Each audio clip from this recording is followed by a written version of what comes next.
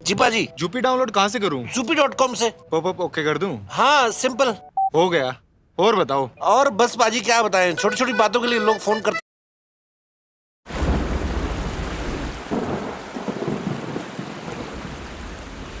For sure वो average में उससे so hello everyone and good evening सभी को। उम्मीद करता हूँ मेरी वॉइस प्रॉपर आ रही होगी सभी तक। एक बार कंफर्म कर देंगे, फिर हम लोग स्टार्ट करते हैं आज का लेक्चर।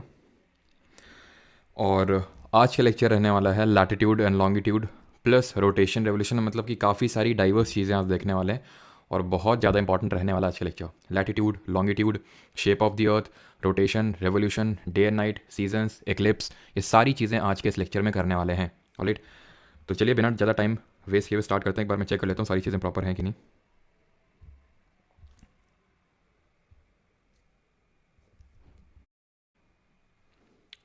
हाँ, अभी तुमको रोज डे घर क्यों पढ़ रहे हैं? सो दैट जैसे लैटिट्यूड लॉन्गिट्यूड अगर हम पहले पढ़ लेंगे तभी हमें समझ में आएगा जब मैं बोलूँगा कि ट्रॉपिक ऑफ कैंसर इंडिया के कितने स्टेट से होकर गुजरती है, या फिर इंडियन जो हमारा इंडियन स्टैंडर्ड टाइम है वो इंडिया के कितने स्टेट से होकर गुजरता है। ठीक है, कोई स्टेट कितने लैटिट्यूड पे लोकेटेड है, कितने लॉन्गिट्यूड पे लोकेटेड है, वो हमें तभी पता चल पाएगा जब हमें बेसिक्स पता होंगे। और बेसिक्स हमें लैटिट्यूड लॉन्गिट्यूड से ही नहीं बल्कि पूरी जो वर्ल्ड ज्योग्राफी है उससे हमारे क्लियर होंगे। तो सबसे पहले शेप ऑफ द अर्थ। अब यहाँ पे शेप ऑफ द अर्थ कुछ इस तरह से हमें समझ में आता है ना। शेप ऑफ द अर्थ हमने इस तरह से देखा होता है, शेप ऑफ द अर्थ। ठीक है, और ये हम बोलते हैं, हो सकता है मुझसे ढंग से क्लियरली ना बनना हो या फिर ऐसे में बोल सकता हूँ। ठीक है, इस तरह का हमारा शेप ऑफ अर्थ है। एग्जैक्टली सर्कुलर नहीं होता है, यानी कि बिल्कुल इस तरह से सर्कुलर नहीं होता कि आप सेंटर से हर पॉइंट पे इसकी सर्कमफ्रेंस पे इसकी परिधि में जहाँ पे भी लाइन खींचेंगे वो लाइन इक्वल डिस्टेंस की मिलेगी, ऐसा नहीं है। यहाँ से सेंटर से आप यहाँ पे लाइन खींचेंगे तो वो लाइन लंबी होगी एज कम्पेयर टू आप यहाँ पे लाइन खींचेंगे। भले इस फिगर में वो चीज़ ढंग से विजिबल ना हो, और विजिबल कराने के लिए चलो मैं फिर से नहीं होता तो इसको ड्रॉ कर देता हूँ ताकि और क्लियरली आपको समझ में आए। जैसे ये है, मैंने पॉइंट लिया, ठीक है, ये परफेक्टली तो वैसा नहीं बना लेकिन ये ठीक है, ये डिस्टेंस हो गया, ये इससे बड़ा होगा। ठीक है, इस वाले डिस्टेंस से, या फिर ये वाला जो डिस्टेंस है वो सेम ही डिस्टेंस है तो वो इससे बड़ा होगा। अभी इससे है क्या ये चीज़, और ये है क्यों ऐसा शेप ऑफ द अर्थ। लेकिन कैसा अगर मैं आपको ये बोलूँ कि एक्चुअल में जो शेप ऑफ द अर्थ है ना तो सर्कुलर है और ना इस तरह का जो आप यहाँ पे देख पा रहे हैं। शेप ऑफ द अर्थ कुछ इस तरह का होता है, अर्थ का शेप इस तरह का होता है, ऊबड़ खाबड़ टाइप, जैसा यहाँ पे आप देख पा रहे हैं। कहीं पे हमें बंप नजर आ रहे हैं, कहीं पे डिप्रेशंस नजर आ रहे हैं, गड्ढे नजर आ रहे हैं, कहीं फिर से बंप नजर आ रहा है। क्यों? क्योंकि इतनी प्लेन इतनी स्मूथ तो है नहीं हमारी अर्थ। जहाँ पे मान लो प्लेट्यू है, जहाँ पे माउंटेन्स हैं तो वहाँ पे हमारी अर्थ उठी हुई होगी, और जहाँ पे लेक्स हैं, इस तरह के डिप्रेशंस हैं, तो वहाँ पे अंदर की तरफ हमें घुसी हुई प्रतीत होगी जो हमारी अर्थ है, कि अंदर की तरफ वो मतलब कि घुसी हुई है।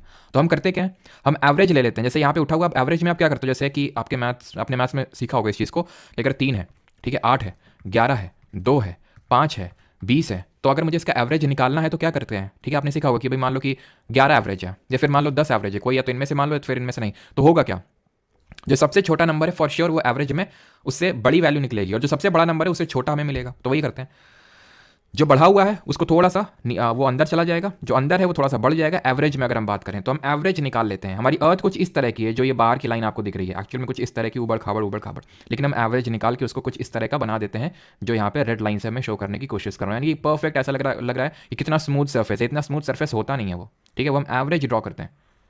अब इस पर्टिकुलर शेप को हम एक नाम देते हैं, उसको बोलते हैं जियोइड शेप, या फिर इसी को बोल देते हैं ऑब्लेट स्फीरॉइड।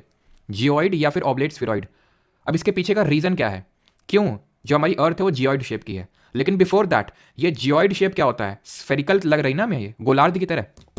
ठीक है, सर्कुलर नहीं है, एग्जैक्टली गोल नहीं है, लेकिन स्फीयर की तरह तो लग रही है। तो फिर भी इसको हम क्यों नहीं बोलते हैं कि ये स्फीयर की तरह लगती है, बल्कि इसको हम बोलते हैं जियोइड या फिर ऑब्लेट स्फीरॉइड शेप की लगती है, क्योंकि ये अर्थ का इसका यूनिक शेप है। ये स्फीयर की तरह भी नहीं है, बिकॉज स्फीयर में क्या होता है, स्फीयर में आप वही अगेन सेंटर से, I am sorry for that noise, तो सेंटर से कहीं पे भी आप लाइन खींचेंगे स्फीयर के सर्कमफ्रेंस पे तो वो लाइन इक्वल डिस्टेंसेस की हमें मिलेंगी, जैसे कि सर्कुलर में होता है। लेकिन इसमें क्या है, ये जो हमारी अर्थ का शेप है, अगर आप ध्यान से देखें या तो इस फिगर में आप देख लें जो मैंने रेड से ड्रॉ किया है, ये सेंटर में बल्ज्ड है।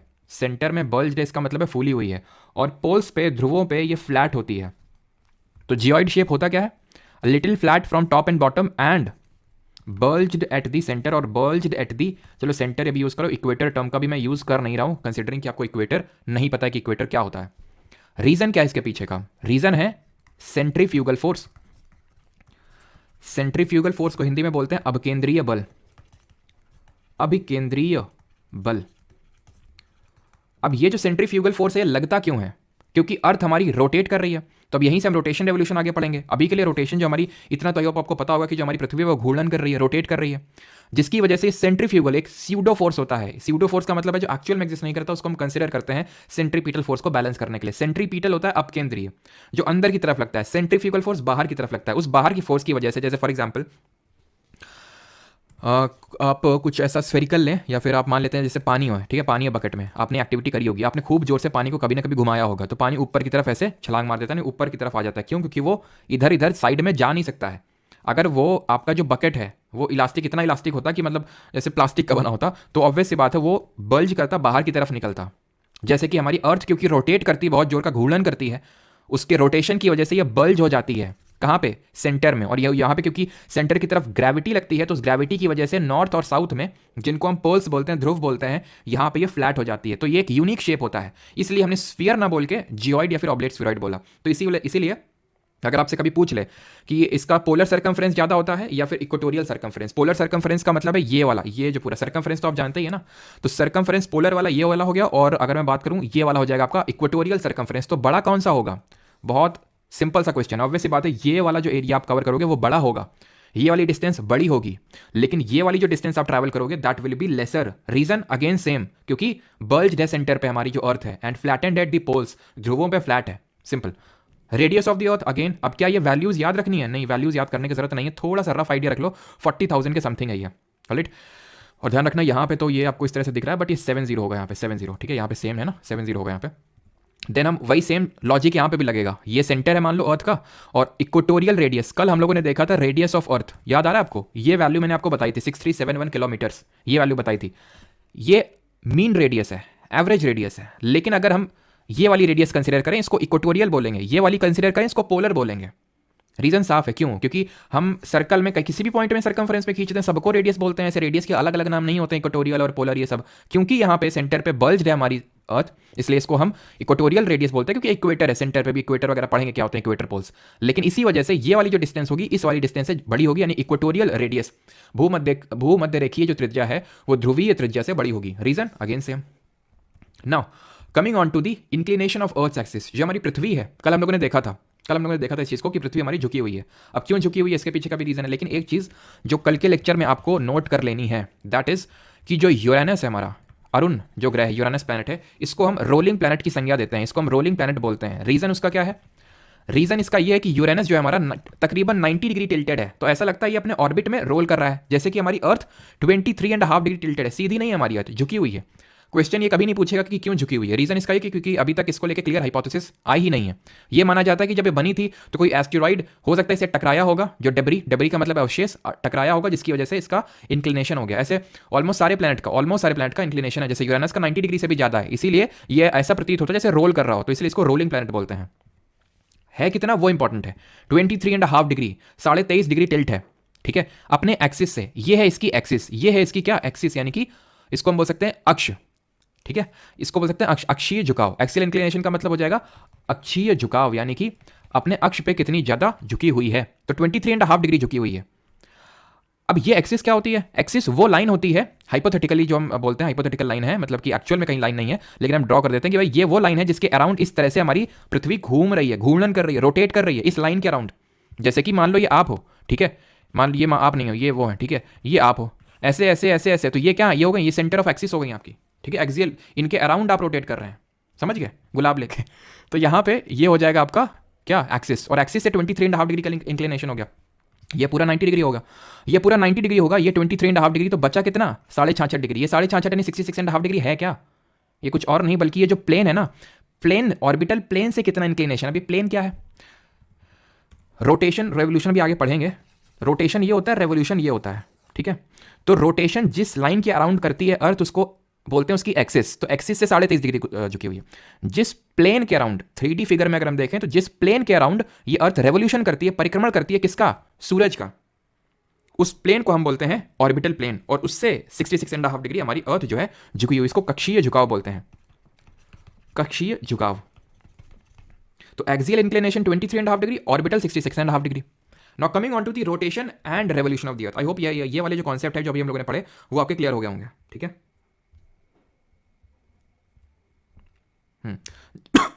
अब आते हैं रोटेशन ऑफ द अर्थ पे, इसको हिंदी में घूर्णन बोलते हैं। अर्थ का रोटेशन ये देखो, पहले इस तरह से हमारी अर्थ रोटेट करती है, ये क्या हो गई, इसकी एक्सिस हो गई, सिंपल। और उसके अराउंड ये क्या कर रही है, रोटेट कर रही है, इस तरह से इस तरह से इस तरह से, ठीक है। और इसको बोलते हैं अर्थ का रोटेशन।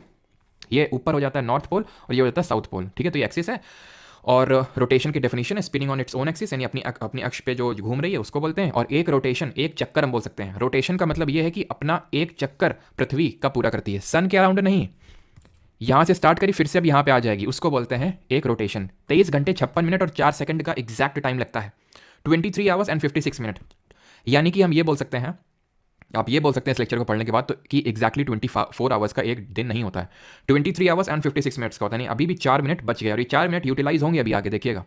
डायरेक्शन क्या होता है, वेस्ट टू ईस्ट रोटेशन होता है, पश्चिम से पूर्व होता है। कौन से दो ऐसे ग्रह हैं, प्लैनेट हैं, जो ईस्ट टू वेस्ट रोटेट करते हैं, यानी कि ये जो डायरेक्शन ऑफ मूवमेंट हुआ इसको हम एंटी क्लॉकवाइज या फिर काउंटर क्लॉकवाइज बोलेंगे, घड़ी की विपरीत दिशा में। लेकिन दो ऐसे प्लैनेट हैं, दो ऐसे ग्रह हैं जो क्लॉकवाइज दिशा में घूमते हैं, पहली चीज। दूसरी चीज, कल मैंने आपको बताया था कि किस प्लैनेट का रोटेशन का जो पीरियड होता है, घूर्णन का जो समय होता है, वो सबसे कम होता है, लीस्ट होता है। मैंने ज़्यादा वाला बताया था कि नहीं, पता नहीं बताया था कि नहीं, लेकिन अभी चलो बता देंगे। लेकिन बताइए, लीस्ट तो पता ही होगा। क्लॉकवाइज हमारे कौन है, वीनस एंड यूरेनस, ठीक। लीस्ट में मैंने क्या बताया था आपको, जुपिटर, यानी कि जो हमारा बृहस्पति है, सबसे बड़ा प्लैनेट है हमारे सोलर सिस्टम का, वो उसका सबसे कम टाइम है रोटेशन का। अब कुछ लोगों ने मरकरी लिख दिया होगा, यानी कि जो बुध होता है हमारा, हाँ बुध होता है, हाँ मरकरी। लेकिन मरकरी आंसर नहीं है, मरकरी रेवोल्यूशन में आएगा। भी फास्टेस्ट रेवोल्यूशन का पीरियड है कि सूर्य के अराउंड वो एक चक्कर सबसे जल्दी लगा लेता है, लेकिन अपनी एक्सिस पे सबसे जल्दी चक्कर जुपिटर यानी कि बृहस्पति लगाता है। और सबसे ज्यादा टाइम, और कितना टाइम लेता है, रफली 10 घंटे का। हम 24 घंटे का लेते हैं ना रफली, वो 10 घंटे का रफली लेता है। लार्जेस्ट की अगर बात करें यानी सबसे ज्यादा टाइम ये वीनस यानी कि शुक्र लेता है, 243 दिन में अपना एक रोटेशन पूरा करते हैं वीनस जी, ठीक। आगे बढ़ते हैं, रेवोल्यूशन देखते हैं। रेवोल्यूशन को बोलते हैं हिंदी में परिक्रमण, परिक्रमण बोलते हैं इसको हिंदी में। अब परिक्रमण भी देख लीजिए, ये हो गया परिक्रमण हमारा, इस सूर्य के अराउंड जो हमारा अर्थ घूम रही है इसको परिक्रमण बोलते हैं, यानी कि रेवोल्यूशन बोलते हैं, ठीक है। सूर्य के अराउंड जो, और ये किस तरह का पाथ है, ये जो रास्ता है, ये पाथ है, ये किस तरह का है, किस शेप का है। याद करिए केपलर का पहला लॉ कि ये जितने भी प्लैनेट है, नॉट ओनली द अर्थ, जितने भी प्लैनेट है सन के अराउंड इलिप्टिकल ऑर्बिट, ऑर्बिट का मतलब होता है पाथ या फिर रास्ता, जिस रास्ते में ये घूम रहे हैं, तो इलिप्टिकल ऑर्बिट होता है। इसको दीर्घ वृत्ताकार बोलते हैं हिंदी में, ठीक है, दीर्घ वृत्ताकार, क्लियर। अब थोड़ा रेवोल्यूशन के बारे में समझ लेते हैं। समझ तो आप क्या होता क्या है, लेकिन कितने टाइम में एक रेवोल्यूशन कंप्लीट होता है, तो 365 दिन 6 घंटे 9 मिनट और 9 सेकंड। वहां पे क्या था, 23 घंटे 56 मिनट, जो 4 सेकंड बच रहे थे ना, वो 4 सेकंड हर दिन मिल के 6 घंटे बन जाते हैं एक साल में, रफली 6 घंटे और 9 मिनट। इसको आप अभी एकदम इग्नोर मारो, ठीक है, जैसे वो आपको मार रही है, ठीक है। तो 6 घंटे आप इसको ये कंसिडर करो। अब ये 6 घंटे 4 साल में 24 घंटे बन जाएंगे, 24 आवर्स। और यहां पे कॉन्सेप्ट निकल के आता है लीप वर्ष का, यानी लीप ईयर का, जो कि ये पर्टिकुलर ईयर है 2024। यहां पे फरवरी में हमें 29 डेज देखने को मिलेंगे रादर दैन 28 डेज। वो एक एक्स्ट्रा डे यहीं से निकल के आता है। एक तो जो 4 मिनट हम एक्स्ट्रा जोड़ते रहते हैं, ठीक है, वो 4 मिनट एक्स्ट्रा नहीं होते हैं, ठीक है। तो उससे 6 घंटे बनकर 6 घंटे टोटल 4 साल में 24 घंटे बन जाते हैं, यानी कि एक दिन एक्स्ट्रा मिल जाता है। यानी ये वाला साल, यानी हर 4 साल में, यानी कि जैसे कि 2020 इससे पहले, अब 2024 में आपको मिल रहे हैं एक एक्स्ट्रा दिन, है ना। तो एक एक्स्ट्रा दिन आप वेस्ट कर सकते हैं, अभी तो 366 दिन होंगे ऐसे, 2028, 2032 and so on. Orbital speed इतनी होती है, इस गति से घूमती है अर्थ सन के अराउंड 29.8 किलोमीटर्स पर सेकंड। मैक्सिमम किसकी होती है, मरकरी की। 88 दिन में ही, 88 डेज में ही रफली अपना एक रेवोल्यूशन, एक परिक्रमण सन के अराउंड ये पूरा कर लेता है। और मिनिमम किसकी होती है, नेपच्यून। बहुत धीरे धीरे, जरा कमेंट बताइए, कल आपको बताया था कि कितने टाइम में, तो रफली 165 साल में ये भाई साहब नेपच्यून जी सन का एक परिक्रमण पूरा करते हैं, सन के अराउंड एक रेवोल्यूशन कंप्लीट करते हैं इन दी इलिप्टिकल ऑर्बिट। चलिए आगे बढ़ते हैं, causes of rotation and revolution की। रोटेशन रेवोल्यूशन से होता क्या है, तो रोटेशन से होता है डे एंड नाइट, दिन और रात होते हैं। एंड रेवोल्यूशन से होते हैं सीजन्स, यानी कि ऋतुएं होती हैं। लेकिन ध्यान रखिएगा कि डे एंड नाइट तो रोटेशन की वजह से ही होते हैं, लेकिन सीजन्स रेवोल्यूशन की वजह से होते तो हैं, लेकिन सिर्फ रेवोल्यूशन की वजह से नहीं होते हैं। इसमें रेवोल्यूशन प्लस अर्थ का जो इंक्लिनेशन है, अर्थ का जो टिल्ट है, अर्थ का जो झुकाव है, वो बहुत बहुत बहुत बड़ा रोल प्ले करता है, जिसको भी हम आगे समझेंगे। लेकिन अभी के लिए रोटेशन से डे एंड नाइट कैसा होता है ये समझाने की जरूरत है नहीं, ठीक है। कि जैसे ये मान लो कि ये अभी रोटेट कर रहा है, ठीक है, तो जहाँ पे अर्थ की रोशनी, सॉरी सन की रोशनी पड़ रही है, जो यहाँ पे आप लाइटेड इल्यूमिनेटेड पार्ट देख रहे हैं, ये वाला जो पार्ट है, यहाँ पे दिन होगा, जो पीछे वाला पार्ट है यहाँ पे रात होगा, ठीक है। जब ये आगे आ जाएगा तो यहाँ पे रात होगा और यहाँ पे दिन होगा और यहाँ पे फिर रात होगा जब ये पीछे चला जाएगा। अभी हम ये भी पढ़ेंगे कि ये वाले जो इलाके होते हैं यहाँ 6 महीने दिन और 6 महीने रात होते हैं जो ध्रुव के पास होते हैं। वो तुम इसी फिगर में समझ सकते हो, वैसे तो आगे बताएंगे, लेकिन तुम इस फिगर में समझो। बार बार मुझे पीछे करना पड़ता है इसको कि अभी इस चीज़ को ऑब्जर्व करना, तुम इस पॉइंट को ले लेना और इस पॉइंट को ले लेना, तुम देखना पूरी घूम जाएगी ये अर्थ, लेकिन इसमें कभी उजेला नहीं होगा, कभी उजेला नहीं होगा चाहे जितना घूम ले। और ये वाला जो पॉइंट है इस पर कभी अंधेला नहीं होगा चाहे जितना घूम ले ये, ठीक है। घूम के ये डार्क फेज में नहीं जा सकता और घूम के ये यहीं पे रहेगा डार्क फेज में। देखना हो रहा है ऐसा।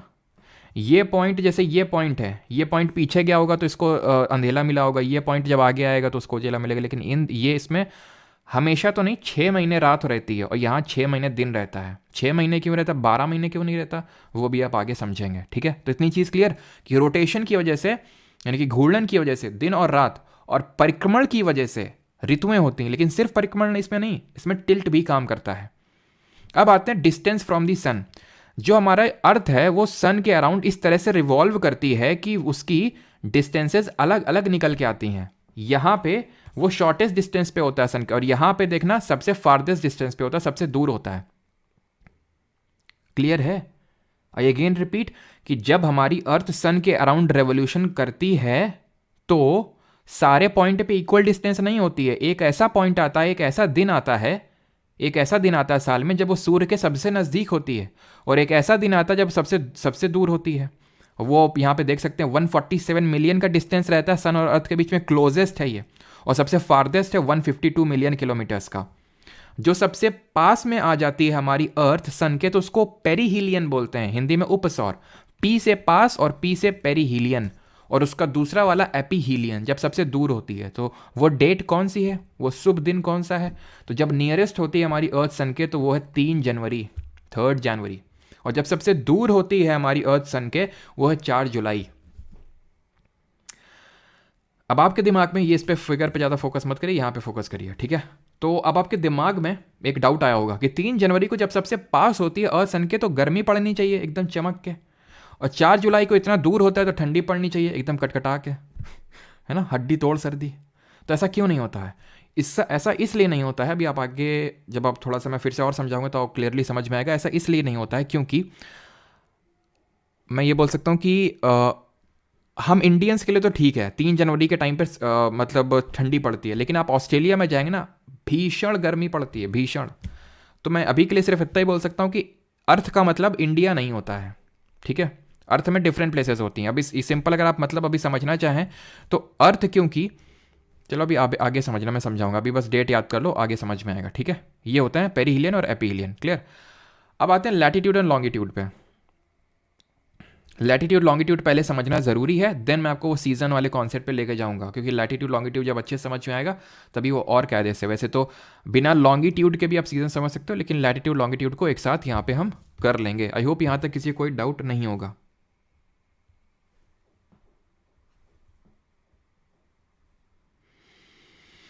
रजनीश, कुछ लोगों ने सही सन ग्रे गेट रिफ्लेक्टेड, नहीं रिफ्लेक्शन कुछ नहीं प्रदीप भैया, रिफ्लेक्शन का कुछ नहीं यहाँ पे रोल, वो इंक्लिनेशन का रोल है यहाँ पे, वो आप आगे समझेंगे। तो अब आते हैं अक्षांश पे, अक्षांश और देशांतर। देखिए ये हम पढ़ने वाले इमेजिनरी लाइंस, मैं पहले ही बता दूँ, हम पढ़ने वाले इमेजिनरी लाइन, काल्पनिक रेखाओं के बारे में, है ना। इतनी चीज़ों की आप कल्पना करते हैं, इसकी भी कल्पना कर लीजिए कि हमारे अर्थ में इस तरह की लाइंस हम ड्रॉ कर लेते हैं अपनी सहूलियत के लिए।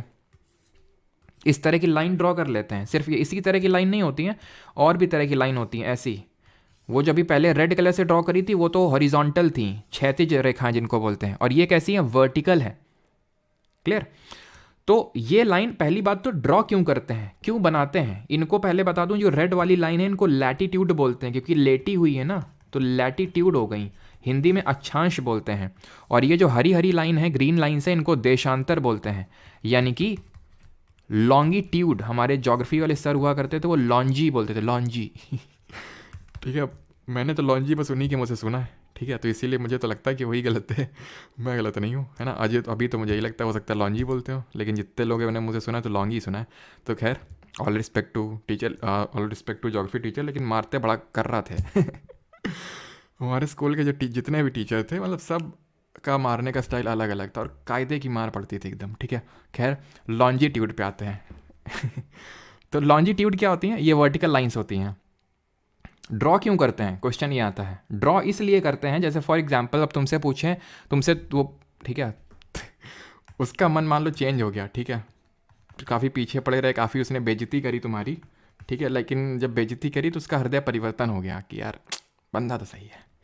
तो उसने बोला कि बताओ कहाँ पे हो, तो कहाँ पे उसने पूछा, अब तुम बोलोगे यहीं पे है, तो फिर उसका जाना तय है अब, ठीक है, क्योंकि तुम्हारा ये जवाब सुन के यहीं पे, अरे यहीं पे क्या, कोई लोकेशन बताओगे ना तुम कि भाई मजनू के टीले के पीछे, या फिर कि या फिर मान लो कि एक बेरी का पेड़ है, तो ऐसे करके आप रेफरेंस दोगे कुछ। तो बस रेफरेंस देने के लिए लैटिट्यूड और लॉन्गिट्यूड को ड्रॉ करते हैं, रेफरेंस देने के लिए। जैसे कि अगर मैं इस पॉइंट पे हूं तो मैं क्या बोलूंगा, ये मान लो कि 66.5 डिग्री का नॉर्थ का लैटिट्यूड है, देश क्या है, अक्षांश है, और ये है कोई मान लो कि 66.5 डिग्री ईस्ट का देशांतर है, तो मैं बोलूँगा 66.5 डिग्री लैटिट्यूड ले लो और 66.5 डिग्री का ये ले लो लॉन्गिट्यूड, और जहाँ मिल रहे हो वहीं आ जाओ, ये पॉइंट हो जाएगा। तो रेफरेंस के लिए, एक पॉइंट की किसी लोकेशन बताने के लिए हम लैटिट्यूड लॉन्गिट्यूड को ड्रॉ करते हैं। अब हम पढ़ेंगे लैटिट्यूड के बारे में, अक्षांश के बारे में।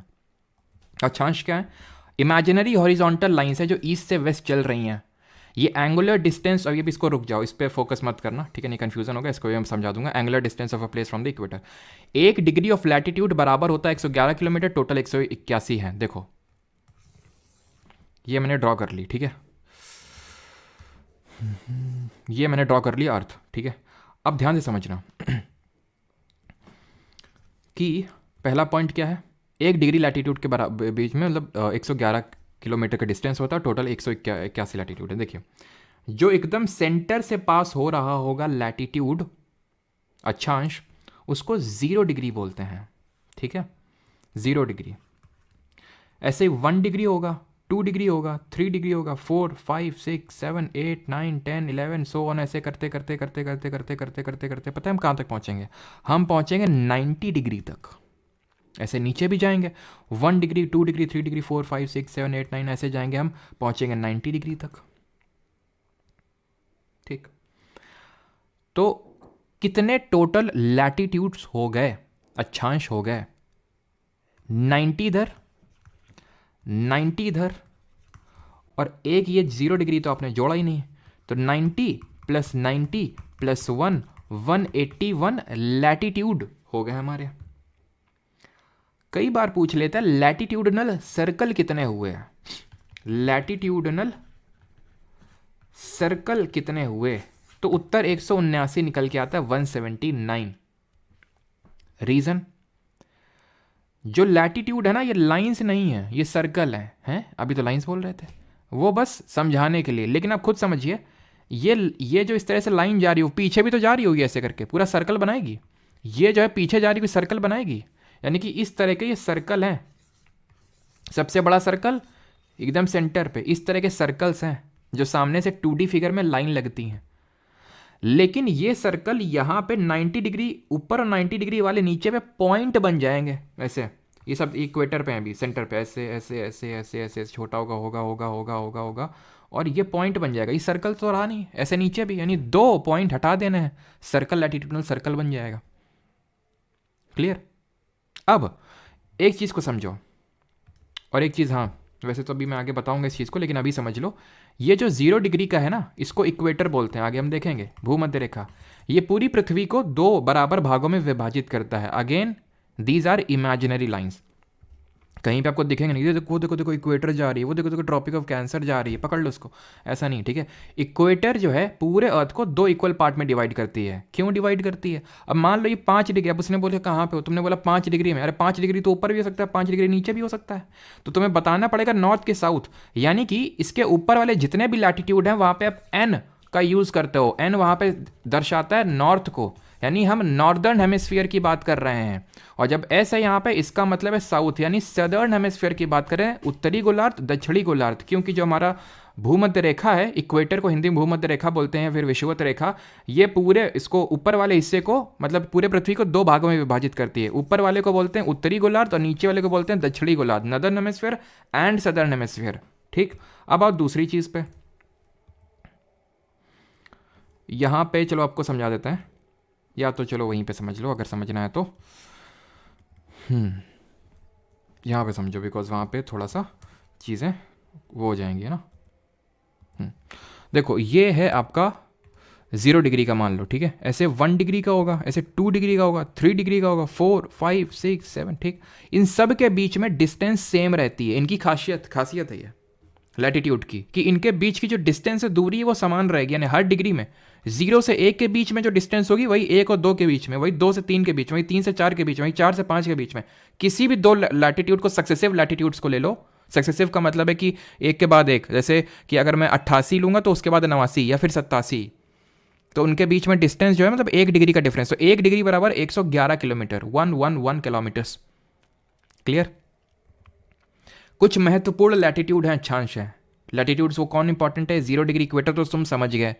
ये 23.5 डिग्री वाला है, इसको ये इंपॉर्टेंट है। ये 23.5 डिग्री वाला साउथ वाला है, इसलिए इंपॉर्टेंट है। नॉर्थ साउथ आप समझ गए ना, तो ये इंपॉर्टेंट है। क्यों इंपॉर्टेंट है भाई? इसमें ऐसा क्या 23.5 में ऐसा क्या है? 23.5 में ऐसा क्या है जो 23 में नहीं है, फिर 24 में नहीं है? Arctic circle 66.5 degree north, 66.5 degree south, इसको अंटार्कटिक सर्कल बोलते हैं। नाम याद रखिएगा, ये सारे नाम अब आगे यही यूज़ होंगे, तो आपको समझना है। अगर मैं ट्रॉपिक ऑफ कैप्रिकॉन बोल रहा हूँ, मकर रेखा, इसको हिंदी में बोलते हैं कर्क रेखा, ठीक है। कर्क रेखा, इसको बोलते हैं मकर रेखा, ठीक है। इसको आर्कटिक व्रत और इसको अंटार्कटिक व्रत बोलते हैं। तो पता होना चाहिए मैं किस लैटिट्यूड की बात कर रहा हूँ। लेकिन बात अगेन वही आती है कि ये 23.5 में ऐसा क्या है जो 22 से 24 में नहीं है, 66.5 में ऐसा क्या है? तो ऐसा ये है कि यहाँ पे आप एक देख पा रहे होंगे छोटा सा वीडियो। यहाँ पे क्या है, यहाँ पे आपने देखा कि ये किस तरह से इंक्लाइंड हुआ, और ये जो है यहाँ पे सन की डायरेक्ट रेज पड़ रही हैं।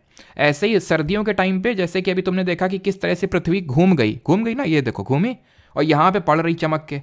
ऐसे ही 6 महीने बाद इधर की ओर घूमती और यहाँ पड़ती चमक के। क्या यहाँ पड़ती है? क्योंकि ये सीधी नहीं है, ये जो अर्थ अब सही है, अब जो बना है टेढ़ा टेढ़ा, ये अब सही है, ये सही पोजीशन है अर्थ की, इंक्लाइंड है। इसलिए मैं वहाँ पे तो सीधे फिगर में ड्रॉ करने के लिए दिखा रहा हूँ, लेकिन एक्चुअल में यहाँ पे कुछ ये होगा हमारा, जहाँ पे सन की डायरेक्ट रेस पड़ेंगे। यानी ये 2 पॉइंट ऐसी हैं, 2 लाइनें ऐसी हैं, tropic of cancer, tropic of capricorn, जहाँ पे सन की डायरेक्ट रेज पड़ती हैं, डायरेक्ट सूर्य की किरणें पड़ती हैं।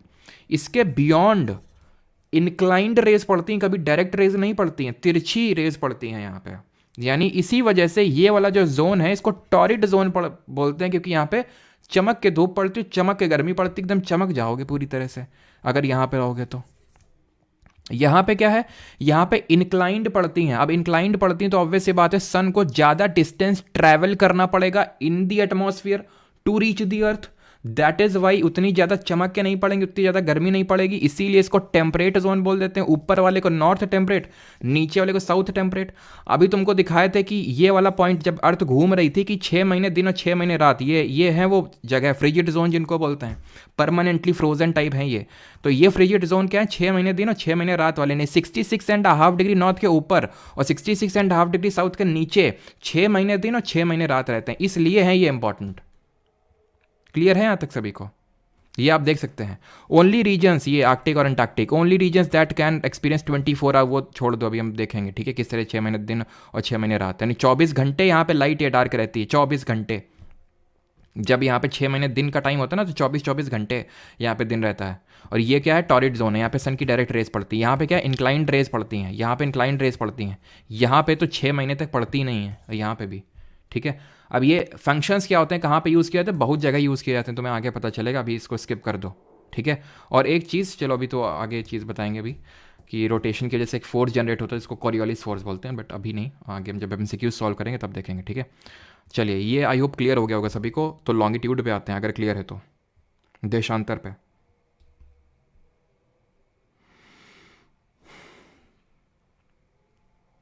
डोल्ड्रम भी बोलते हैं, वो आगे देखेंगे। अभी तो देख लो, टॉरिड जोन और डोल्ड्रम भी यहीं पे होता है। इंटरट्रॉपिकल कॉन्वर्जेंस जोन, जब वो विंड्स पड़ेंगे ना, तब बताऊंगा मैं डोल्ड्रम और ITCZ वगैरह।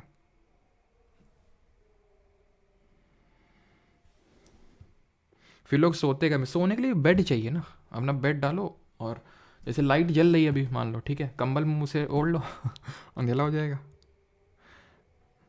जितने भी ना रोज़ डे गुलाब दिवस, रुक जाओ अभी, तुमको ख़त्म होने तो फिर तुम्हारा करवाते हैं।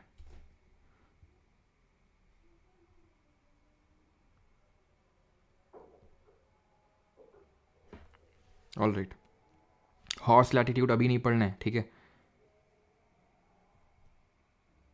चलो तो आगे बढ़ते हैं, लॉन्गिट्यूड पे आते हैं, यानी देशांतर पे आते हैं, ठीक है। देशांतर क्या होते हैं? ये भी इमेजिनरी लाइंस होती हैं, लेकिन ये ऐसे वर्टिकल होती हैं, खड़ी हुई लाइन, ठीक है। जैसे लेटी हुई, लेटी से लेटीट्यूड हो गया और दूसरी वाली लॉन्गिट्यूड हो जाएंगी, देशांतर। ये अगेन इमेजिनरी लाइंस है, वर्टिकल लाइंस है, रन करती हैं फ्रॉम नॉर्थ टू साउथ। कैसे? ये है, ठीक है। ये नॉर्थ से साउथ पोल को कनेक्ट करती हैं, ऐसा लगता है जैसे नॉर्थ को साउथ पोल से कनेक्ट कर रही हैं, नॉर्थ से साउथ पोल को कनेक्ट कर रही हैं। ये अर्थ हमारी इंक्लाइंड है, मैंने भी इंक्लाइंड ड्रॉ कर दिया है ठीक है। तो यहाँ पे ये क्या कर रही हैं? कनेक्ट कर रही हैं एक दूसरे को, नॉर्थ पोल साउथ पोल को कनेक्ट कर रही हैं, जितनी भी लाइंस हैं। क्लियर? पहली चीज़, distance from each longitude varies from poles towards the equator, यानी कि इनके बीच की जो दूरी है वो समान यानी कि सेम नहीं रहती है, जो कि लैटिट्यूड में रहती है। लैटिट्यूड में 0 डिग्री, 1, 2, 3, 4 सब में बीच में डिस्टेंस सेम है, लेकिन यहाँ पे देखो ज़्यादा डिस्टेंस है, कम हो गई और कम और कम और कम और कम और कम और कम, 0 हो गई, ठीक है। तो यहाँ पे आप देख सकते हो कि बीच में यानी इक्वेटर में मैक्सिमम है डिस्टेंस लॉन्गिट्यूड्स के बीच में, लेकिन पोल्स पे कितनी है? 0 है डिस्टेंस, क्योंकि पोल्स पे तो सब जाके मिल रहे हैं। इसका चलो मैं टॉप व्यू आपको दिखाता हूँ। जैसे कि ऊपर से देखने में कैसे लगेंगे ये लॉन्गिट्यूड्स? ऊपर से देखने में तो ऐसे लगेंगे ना, हमको ऊपर से देखने में तो ऐसे लगेंगे ना, ऐसे ही तो लगेंगे ऊपर से देखेंगे अगर, तो हम टॉप का व्यू है ये, ठीक है, टॉप का व्यू है ये। तो ऊपर तो सब आके ऐसे मिल रहे हैं ना, ऐसे नीचे से भी ऐसे ही दिखेंगे, लेकिन अगर हम सामने से देखें तो सामने से कुछ ऐसे दिखेंगे, ठीक है। ड्राइंग तो तुम लोग को पता ही है हमारी कितनी, एकदम पिकासो भी फेल है हमारे सामने। अब ये ड्राइंग जो है ना, आज से कई सालों बाद कई बिलियन डॉलर्स में बिकेगी, ध्यान रखना। अभी तुम लोग मौज भले ले सकते हो इसकी, ठीक है। तो ये क्या है? यहाँ पे आप अगर एक चीज़ को देखो, ये हटा देते हैं। यहाँ पे अगर आप एक चीज़ को देखो कि सामने ऐसे दिख रही हैं, बट यहाँ पे सारी जाके क्लोज हो रही है, यानी कि डिस्टेंस 0 है। इनके बीच में डिस्टेंस मैक्सिमम कहाँ पे होगी? इक्वेटर पे, और पोल्स पे जाने ते वक्त ये घटने लगेगी डिस्टेंस, ये चीज़ ध्यान रखना है, ठीक है। बट मैक्सिमम कहाँ पे होती है? इक्वेटर पे, और वो कितनी होती है? 111.32 किलोमीटर्स ये होती है। और हर लैटिट्यूड के बीच में कितनी डिस्टेंस थी? वो भी 111 किलोमीटर्स ही थी, ठीक है। माइल्स में अगर इसको रफली कैलकुलेट करें तो आई थिंक 69.2 माइल समथिंग ही आना चाहिए, ठीक है। और टोटल लॉन्गिट्यूड कितने हैं? लैटिट्यूड कितने थे? 181 थे ना, 181, ये 360 हैं, 360 हैं। कैसे समझाते हैं देखो, चलो यहाँ पे समझ लेते हैं। तो यहाँ पे इसको मैं हटा देता हूँ, ठीक है, ये समझने के लिए कि कितने टोटल नंबर ऑफ लॉन्गिट्यूड्स हैं। मान लेते हैं ये रेफरेंस लॉन्गिट्यूड है, ये रेफरेंस है, ठीक है। इसको पकड़ के इसी के एकदम सिमिलर ही पीछे भी होगा ऐसे ही कोई लॉन्गिट्यूड, ये ठीक है, लॉन्गिट्यूड ऐसे पीछे भी होगा। तो यहाँ से आप जब जाओगे ना, तो यहाँ से कितना आपको जाना पड़ेगा? टोटल 180 डिग्री आप घूमेंगे। यहाँ से जब आप जाएंगे तो आपको 180 डिग्री घूमना पड़ेगा, 180 डिग्री। क्लियर? तो कितने हो गए टोटल? 360। फिर आप बोलेंगे सर इसको तो जोड़ना भूल ही गए। हाँ, तो 361 ना, 360 ही होंगे।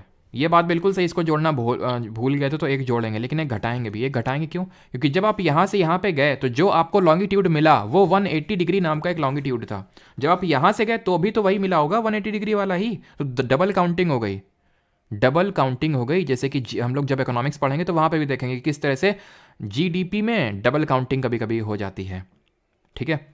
तो वो हम इकोनॉमिक्स के लिए छोड़ देते हैं, अभी इस पर फोकस करते हैं। तो आंसर कितना होगा? 360।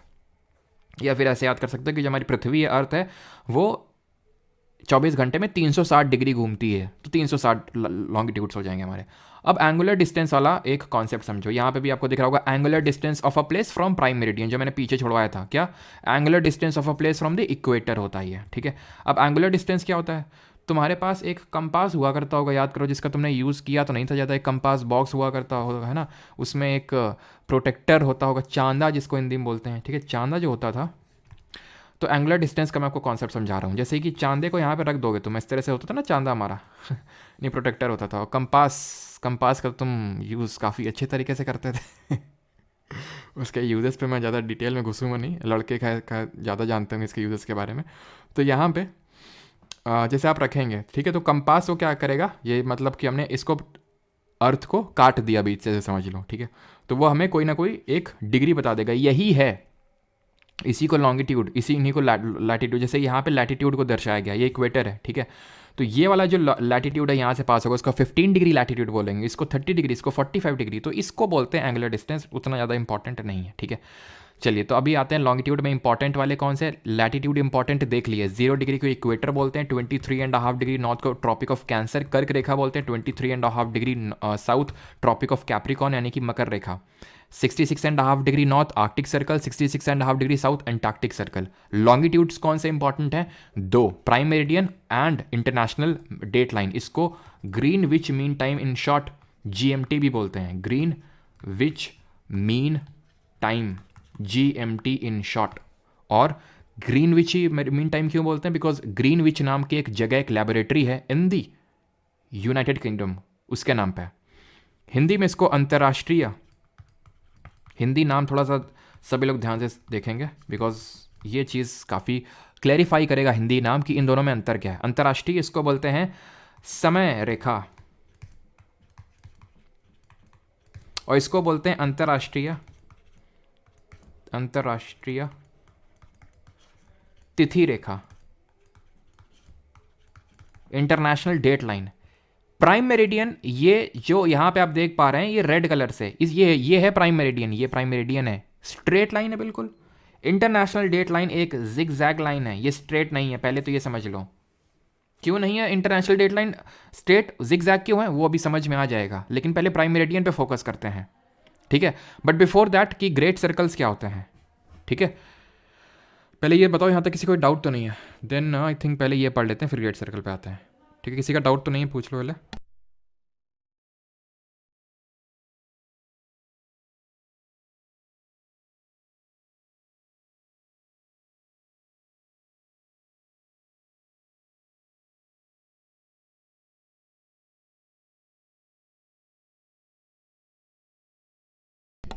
चलो तो हम पहले ये देख लेते हैं कि प्राइम मेरिडियन पास कहाँ से होती है, गुजरती कहाँ से है, ठीक है।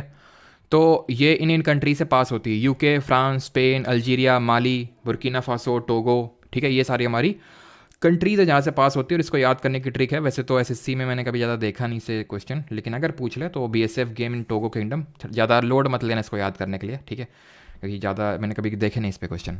तो ये इस तरह की ट्रिक बन जाएगी, BSF game in Togo kingdom. तो B से हो जाएगा आपका बुर्किना फासो, S से हो जाएगा आपका स्पेन, F से हो जाएगा फ्रांस, G से हो जाएगा घाना, A से हो जाएगा ए से क्या हो जाएगा, अल्जीरिया हो जाएगा आपका, M से माली हो जाएगा, टोगो से टोगो हो जाएगा, किंगडम से यूनाइटेड किंगडम हो जाएगा। तो 8 कंट्री से नंबर याद रखना कि 8 कंट्री से हमारी प्राइम मेरिडियन पास होती है। Now talking about what are great circle, तो ग्रेट सर्कल्स आर एप्पल्स। तो ग्रेट सर्कल क्या होते हैं, जिनको हम महान वृत्त बोलते हैं हिंदी में, ठीक है। अगर इस पे क्वेश्चन आया तो काफ़ी अच्छा क्वेश्चन बनेगा, सीधे CAPF वगैरह एग्जाम्स में तो पूछा जाता है, CAPF 2022 में इस पे क्वेश्चन बना। तो ग्रेट सर्कल क्या होते हैं, तो ये एक एप्पल है तुम्हारे सामने, ग्रेट सर्कल का कॉन्सेप्ट समझने के लिए आराम से, ये एप्पल है आपके पास, ठीक है। मैंने आपको एक नाइफ दिया, एक चाकू दिया, मैंने आपसे ये बोला इसको ऐसे काटो कि जो नाइफ, इसको ऐसे काटो कि इसके 2 इक्वल पार्ट हों। इक्वल मतलब इक्वल पार्ट होने चाहिए बिल्कुल, दोनों पार्ट जो आप एक बार नाइफ चलाएंगे तो जो 2 पार्ट निकल के आएंगे वो एकदम इक्वल होने चाहिए। तो अगर इक्वल होना है ना उन पार्ट्स को, तो जहां से आपका चाकू चलना चाहिए वो सेंटर जरूर नहीं, सेंटर से तो पास होना ही पड़ेगा आपके चाकू को। आप चाकू को ऐसे चला लो, आप चाकू को ऐसे चला लो, आप चाकू को ऐसे चला लो, सेंटर से तो पास होना ही पड़ेगा, तभी वो 2 इक्वल पार्ट में कट पाएगा। चल क्या रहा है ये, चल ये रहा है कि ये बताने के लिए कि ग्रेट सर्कल क्या होते हैं। तो ये ध्यान रखना, ऑल लॉन्गिट्यूड्स, सभी देशांतर, आर ग्रेट सर्कल्स, महान वृत्त होते हैं सारे ही देशांतर। एंड ओनली 1 लैटिट्यूड, एक अक्षांश, only 1 latitude is a great circle. Comment में बताइए, गेस करिए वो कौन सा लैटिट्यूड है, सर्कल होगा। अर्थ को 2 इक्वल पार्ट में डिवाइड करेगा। लॉन्गिट्यूड का तब तक समझा देते हैं, ये लॉन्गिट्यूड है, ये लॉन्गिट्यूड, सारे ऐसे मान लो कि सेंटर से ही पास हो रहे हैं। जैसे यहाँ पे तो यार वो दिखाया नहीं गया है, लेकिन चलो मैं पहले तो ये तो मैंने क्वेश्चन पूछा था, इसका उत्तर इक्वेटर होगा, भूमध्य रेखा होगा। अब इसको समझो कैसे, यहाँ पे आओ, ये इक्वेटर है, इक्वेटर एकदम सेंटर से पास हुआ होगा, तो इसको 2 इक्वल पार्ट में डिवाइड कर दिया होगा। ऐसे ही जो हमारे लॉन्गिट्यूड हैं, यहाँ पे देखो ये लॉन्गिट्यूड है, ठीक है। ऐसे तुम चाकू चलाओगे, ये लॉन्गिट्यूड ऐसे देखो ये बात तो तय है ना कि सर्कल होते हैं, पीछे बताया था तुमको, वो तो 2D फिगर में लाइन लग रहे हैं लेकिन सर्कल होते हैं पीछे ऐसे। ये जो लॉन्गिट्यूड है ऐसे पीछे भी तो ऐसे गया होगा, ऐसे ये भी तो पीछे गया होगा ऐसे करके, तो ये सर्कल्स हैं। अब ये सारे के सारे लॉन्गिट्यूड ग्रेट सर्कल हैं क्योंकि सारे के सारे सेंटर से ही पास हो रहे हैं, ऐसे समझ लो। चाकू तुम चाहे ऐसे चलाओ, इस वाले लाइन इस वाले प्लेन पे रख के चलाओ, इस वाले प्लेन पे रख के चलाओ, इस वाले प्लेन पे रख के चलाओ, सेंटर से ही पास होंगे। इसीलिए अर्थ के दो इक्वल पार्ट मिलेंगे, हाइपोथेटिकली स्पीकिंग अर्थ के दो इक्वल पार्ट मिलेंगे, तो इसीलिए सारे लॉन्गिट्यूड ग्रेट सर्कल हैं। लेकिन ओनली एक लैटिट्यूड है जो ग्रेट सर्कल है, यानी कि एक लैटिट्यूड ही है जो अर्थ को दो इक्वल पार्ट में, अगर उसके अराउंड तुम चाकू चलाओगे तो तुम्हें मिलेगा। ये कॉन्सेप्ट एग्जाम में पूछ लिया जाता है, अभी तक एसएससी में तो नहीं पूछा, लेकिन अगर पूछ लेगा तो इसलिए मैंने बता दिया, फर्दर एग्जाम्स में तो पूछा जाता ही है ये, ठीक है। तो ये महान व्रत होता है। Now concept of longitude used in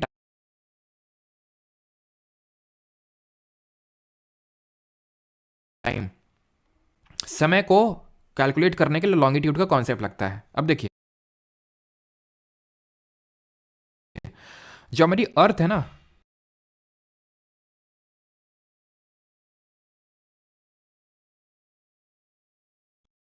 पृथ्वी है, इसको पूरा 24 टाइम जोन में डिवाइड किया है,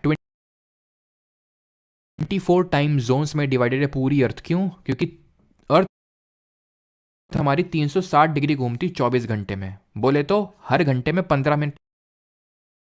यही तो मतलब हुआ कि अगर 360 डिग्री घूम रही है हर 24 घंटे में, एक 24 घंटे में का मतलब हुआ एक दिन, यानी कि पूरा 360 डिग्री रोटेट कर लिया, यानी कि दैट मीन्स कि एक घंटे में वो कितना रोटेट करेगी, 15 डिग्री का उसका रोटेशन होगा, घूर्णन होगा। Is that clear? यानी कि हम ये बोल सकते हैं कि अर्थ को टोटल हम 24 टाइम में जोन में डिवाइड कर लेते हैं। हर टाइम जोन का मतलब हो गया 15 डिग्री 15 डिग्री 15 डिग्री। तो earth has been divided into, ये क्वेश्चन पूछा जा चुका है एसएससी में, इनटू 24 टाइम जोन्स। क्लियर हो गया ये? अब अगर 15 डिग्री का मतलब एक घंटा है, एक घंटे का मतलब क्या है 60 मिनट, तो एक डिग्री का मतलब क्या होगा 60 minute divide by 15, that means एक डिग्री मतलब 4 मिनट। अब ये जो है ना बहुत काम आता है। कैसे? ये हमें टाइम को कैलकुलेट करने में मदद करता है। जैसे कि इंडिया का, जैसे कि मैं बोल दूं, चलो इंडिया छोड़ो, मैं बोल दूं कि कोई एक जगह है, कोई एक जगह का लैटिट्यूड है, लॉन्गिट्यूड है, मान लो ये हमने ग्रीनविच मेरिडियन ले लिया। देखिए लॉन्गिट्यूड को मेरिडियन भी बोलते हैं, देशांतर को मेरिडियन भी बोलते हैं, तो उसका सिमिलर टर्म है ये। तो ये 0 डिग्री को मैंने ले लिया, यहाँ बज रहा है 12 दोपहर के 12 बज रहे हैं, ठीक है। ये मैंने एक लॉन्गिट्यूड ले लिया 30 डिग्री, इसके ईस्ट साइड में ले लिया, और एक ले लिया इसके वेस्ट साइड में, ये भी 30 डिग्री है। यहाँ पे कितना टाइम हो रहा होगा, यहाँ पे कितना टाइम हो रहा होगा, ये जरा कैलकुलेट करने की कोशिश करते हैं। कितना अंतर है दोनों लॉन्गिट्यूड के बीच में, 0 और 30 के बीच में? 30 का अंतर है, साफ साफ समझ में आ रहा है। 15 डिग्री का मतलब 1 घंटा होता, तो 30 डिग्री का मतलब 2 घंटे होते हैं, यानी 2 घंटे का फासला है। तो ये जो लाइन है ये 2 घंटे आगे होगी, जो इस लाइन में जितने भी जगह हैं वो 2 घंटे आगे होंगी कि पीछे होंगी। तो जब आप ईस्ट की तरफ जाते हैं ना, पूर्व की तरफ, तो टाइम को जोड़ते हैं, यानी कि यहाँ पे 2 बज रहे होंगे दोपहर के, यहाँ पे बज रहे होंगे सुबह के 10, यानी जब आप वेस्ट जाते हैं तो टाइम को घटाते हैं। अब इसी की एनालॉजी को यूज़ करते हुए तो मुझे ये बताओ, इंडिया का जो लॉन्गिट्यूड है, बहुत सारे लॉन्गिट्यूड इंडिया से पास होते हैं, लेकिन एक को हम रेफरेंस मानते हैं, एक को रेफरेंस मानते हैं, वो है 66.5 डिग्री, 66.5 डिग्री। जैसे 0 डिग्री को एक 1884 में कॉन्फ्रेंस हुई थी, तो तभी 0 डिग्री को एक रेफरेंस लाइन माना गया, क्योंकि भाई लैटिट्यूड को तो मान सकते हैं, लैटिट्यूड तो एक ही है जो लैटिट्यूड पूरे अर्थ को 2 इक्वल पार्ट में डिवाइड कर रहा है, लेकिन लॉन्गिट्यूड तो सारे ही है ना, तो किसको माने रेफरेंस? तो उसके लिए 1884 में कॉन्फ्रेंस हुई थी लंदन में, तो इसी वजह से इसके 0 डिग्री को यहाँ पे बोल दिया कि ये 0 डिग्री होगा। तो ये 66.5 डिग्री ईस्ट है हमारा लॉन्गिट्यूड। तो बताइए कितना समय का अंतर होगा GMT, ग्रीनविच मीन टाइम, और या फिर प्राइम मेरिडियन भी जिसको बोलते हैं, और इंडिया के बीच में। कुछ लोगों को तो रटा होगा तो इसलिए तुरंत आंसर दे दिया होगा, लेकिन कैलकुलेट कैसे करेंगे? दोनों के बीच में अंतर कितने डिग्री का है? 66.5 डिग्री का। सर भागो, इन कमेंट क्यों नहीं आ रहे? सर भागो, क्या भागो? अरे सॉरी, हाँ 82.5 डिग्री, क्या मैंने लिख दिया, वो लैटिट्यूड वाला लिख दिया, ठीक है। 82.5 डिग्री, ऑलराइट, 82.5 डिग्री, ठीक है, 82.5 डिग्री। तो 82.5 डिग्री और 0 डिग्री के बीच में कितना अंतर हुआ? 82.5 डिग्री यहाँ पे लिख लेता हूँ, यानी इतने का अंतर हुआ। 15 डिग्री का मतलब है 1 आवर, ठीक है। तो इसके नज़दीक पहुँचते हैं डिग्रीज़ में, तो इसके नज़दीक हम पहुँचते हैं तो यहाँ पे 5 का मल्टीप्लाई कर लेते हैं, यानी 75 डिग्री। तो यहाँ पे भी 5 का मल्टीप्लाई करना होगा, यानी कि 5 आवर्स, यानी कि 75 डिग्री किसको बता रहे होंगे? 5 घंटे को। 75 डिग्री बता रहा है 5 घंटे को, ठीक है। बचा कितना डिग्री? 7.5 डिग्री बचा, 7.5 डिग्री बचा। 82.5 और 75 में कितने का अंतर है? 7.5 डिग्री का ही अंतर है ना, 7.5।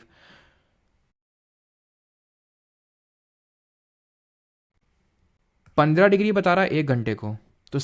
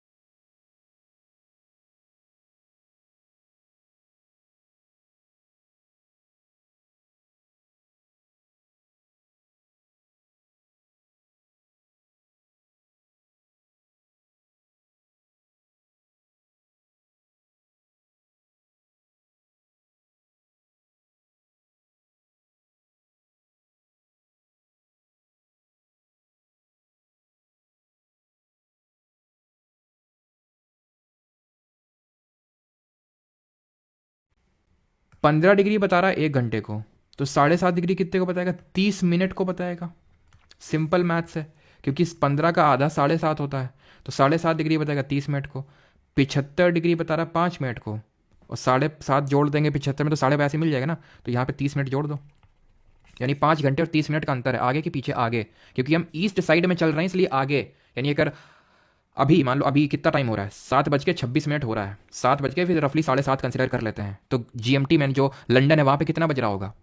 घटा दो 5.5 घंटे। क्यों? क्योंकि अब हम यहाँ से वेस्ट साइड में चल रहे हैं, हम हैं ईस्ट साइड में, और जो ये है लंदन वाली वो हमसे वेस्ट में है, तो वेस्ट में चलने के लिए घटा दो, तो कितना बज रहा होगा?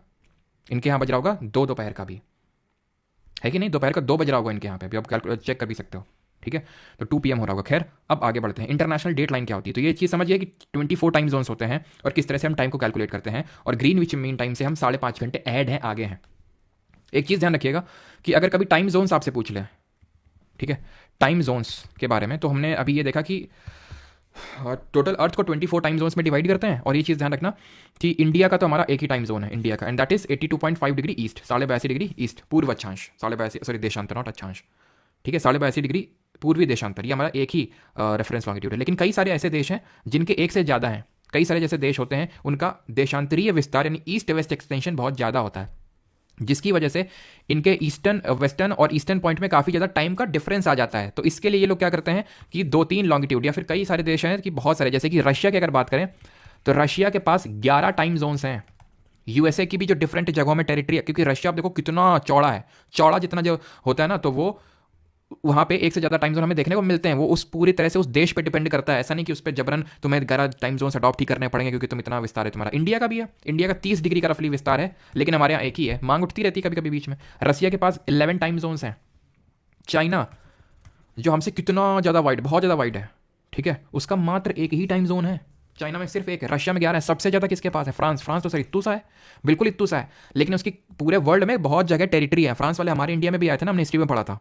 तो ये डिफरेंट जगहों में इनकी कॉलोनीज हैं अभी भी, मतलब इनकी टेरिटरी हैं, तो उनको मिला के टोटल इनके पास 13 टाइम जोन है, 13। कहीं कहीं पे 12 है, कहीं कहीं पे 13, क्योंकि अगर इनका एंटार्क्टिका पे जो क्लेम है उसको भी हम मान लें तो 13 हो जाएंगे, और ना माने तो 12 हो जाएंगे। USA के पास भी 11 है, ठीक है। ये चीज़ ध्यान रखिए कि सबसे ज़्यादा किसके पास है? फ्रांस के पास है ना। इंटरनेशनल डेट लाइन, अंतर्राष्ट्रीय तिथि रेखा, नाम है ये तिथि, डेट बदलती है इस लाइन से। ये प्राइम मेरिडियन एकदम स्ट्रेट लाइन है, और ये है इंटरनेशनल डेट लाइन, यानी कि इसके जस्ट ऑपोजिट। जैसे ये प्राइम मेरिडियन है तो इसके जस्ट ऑपोजिट, ठीक है। ये इस तरह से जिग जैग लाइन तुम्हें देखने को मिल रही है, देख रहे हो कितना जिग जैग है ये। क्यों है ऐसा? क्योंकि इसको क्रॉस करने पे डेट चेंज हो जाती है, डेट चेंज हो जाती है। हाँ, जैसे कि यहाँ पे अगर मान लो कि अभी 31 दिसंबर हो रहा है, ठीक है। यहाँ पे फिर मान लेते हैं 1 जनवरी हो गया, ठीक है, 1 जनवरी हो गया, 31 दिसंबर की पार्टी खत्म हो गई, अब 1 जनवरी आ गया। अगर फिर से मनानी है तो यहाँ पे आप चले जाओ, कूद के इंटरनेशनल डेट लाइन को क्रॉस कर लो, ये पास होती है पैसिफिक ओशन से, ये प्रशांत महासागर है। तो यहाँ पे चले जाओगे तुमको फिर से एक दिन एक्स्ट्रा मिल जाएगा, यहाँ से डेट चेंज होती है क्योंकि ये है आपकी 0 डिग्री, 0 डिग्री है। आप पूरा घूमोगे 24 घंटे में, तो 24 घंटे में आपकी एक तिथि तो बदल ही जाएगी ना। तो इसीलिए जो 1884 में कॉन्फ्रेंस हुई थी, तो उसमें यह भी डिसाइड किया गया कि किसको हम रेफरेंस लाइन मानेंगे जहां से डेट हमारी चेंज होनी चाहिए। तो हमने आइडियल को माना, इंटरनेशनल डेट लाइन, अंतर्राष्ट्रीय तिथि रेखा। तो इसमें बस ये ध्यान रखना, सारी बातों दो बस बात याद रखनी, 2 बातें। एक तो ये स्ट्रेट नहीं है, अंतर्राष्ट्रीय तिथि रेखा इंटरनेशनल डेट लाइन स्ट्रेट नहीं है, जिगजैग है। क्यों है उसका रीजन समझ लो। मान लो ये छोटा सा कोई कंट्री है, यहाँ से मान लो पास हो गई, तो आधे देश में कोई और डेट चल रही है, आधे देश में कोई और डेट चल रही है। मान लो कितने छोटे छोटे बिंदु से ये कंट्रीज हैं, आइलैंड कंट्रीज हैं, तो पता चला यहाँ कोई और कुछ टाइम हो रहा है, यहाँ कुछ और टाइम, तो उसको अवॉइड करने के लिए इसको जिगजैग बनाया गया है ताकि किसी लैंड से पास ना हो। और इसमें यह ध्यान रखना कि अगर आप ये वेस्ट से ईस्ट में जाते हो तो you gain a day, west से ईस्ट में जाते हो तो यू गेन अ डे, और ईस्ट से वेस्ट में जाते हो तो यू लूज अ डे, आप एक दिन खो दोगे डेट में। ठीक, चलिए अभी आगे बढ़ते हैं। अब ये हम थोड़ा सा देख लेते हैं हेमिस्फीयर, एंड इसके बाद हम सीजन्स वगैरह पढ़ेंगे। आई होप इतनी चीज़ें सभी को क्लियर हो गई होंगी। किसी कोई डाउट है तो कम ना पूछ सकते हैं। तो हेमिस्फीयर की अगर बात करें, गोलार्ध, ये कुछ इसमें बहुत रॉकेट साइंस नहीं है, हमें पता है ये इक्वेटर है, और मैंने बताया था तो कि ये 2 इक्वल पार्ट में डिवाइड कर देता है, हेमिस्फीयर में डिवाइड कर देता है, गोलार्ध में बांट देता है। तो ऊपर वाले को नॉर्दर्न हेमिस्फीयर और नीचे वाले को सदर्न हेमिस्फीयर बोलते हैं। इसी तरह हमारे प्राइम मेरिडियन है, जो ये जिसको हम ग्रीनविच मीन टाइम भी बोलते हैं, ग्रीनविच मेरिडियन भी बोलते हैं, ये अर्थ को 2 इक्वल पार्ट में इसी तरह से अगर हम इसको रेफरेंस माने तो डिवाइड कर देती है। इसको हम ईस्टर्न हेमिस्फीयर बोलते हैं, पूर्वी गोलार्ध, और इसको पश्चिमी गोलार्ध, वेस्टर्न हेमिस्फीयर बोलते हैं। इंडिया हमारा कहाँ पे आ रहा है जरा कमेंट में बताइए, कौन से हेमिस्फीयर में है इंडिया, जल्दी से।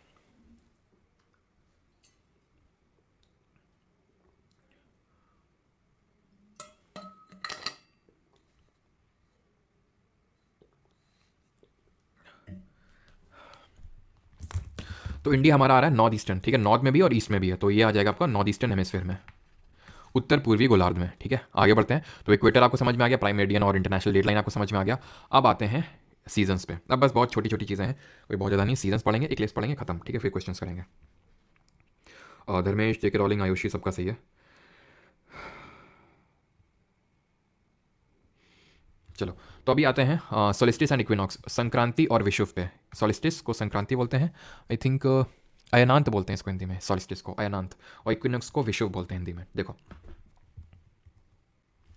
इसको देखो ध्यान से, सन की रेस पड़ रही है लेकिन टिल्ट है इसका, ठीक है, टिल्ट को भी कंसिडर करते हुए आपने देखा किस तरह सन की रोज पड़ रही है। यहाँ पे कंप्लीट डार्कनेस है अभी, ये जो नॉर्थ आप यहाँ पे देख पा रहे हैं, इस पॉइंट को ऑब्जर्व करिएगा, चाहे जितना अर्थ घूम ले, जितना अर्थ घूम ले, ये हमेशा डार्क में ही रहेगा। ठीक है, 6 मंथ लेटर कभी, ये अभी देखना जो नीचे का, चाहे जितना घूम ले वो कंप्लीट किस में रहेगा, डार्कनेस, लाइट में। ये कितना देख रहे हो, कितना घूम रहा है, अर्थ घूम रहा है, बट फिर भी ये पॉइंट लाइट में, देख लो ये पॉइंट लाइट में, ये पॉइंट डार्कनेस में। ठीक है, ये है समर का टाइम, 6 महीने बाद जब सर्दी होती है, तो सर ये अभी तो समर टाइम है, पीछे दिखाया गया था विंटर का टाइम। ठीक है, अब यहाँ पे समझो, ये है हमारा सूरज, ठीक है, सन जी हमारी है, अर्थ का टिल्ट है, ठीक है, अर्थ का टिल्ट है, जिसकी वजह से सन की जो डायरेक्ट रेज है कहाँ पड़ रही है, ट्रॉपिक ऑफ कैंसर कर्क रेखा पे पड़ रही है, tropic of cancer 23.5 degree north पे।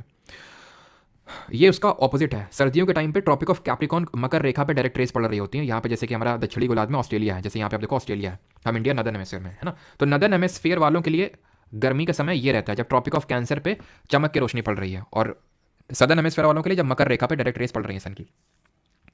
जब सन की direct rays tropic of cancer कर्क रेखा पे पड़ती है तो उसको समर सॉलिस्टिस बोलते हैं, ग्रीष्मकालीन अयनांत बोलते हैं। ये डेट है 21 जून, 21 जून, जिस दिन हम योगा दिवस मनाते हैं, यानी इसी को हम बोलते हैं कि नदर्न हेमिस्फीयर में सबसे लॉन्गेस्ट डे होता है, सबसे लंबा दिन होता है इस दिन।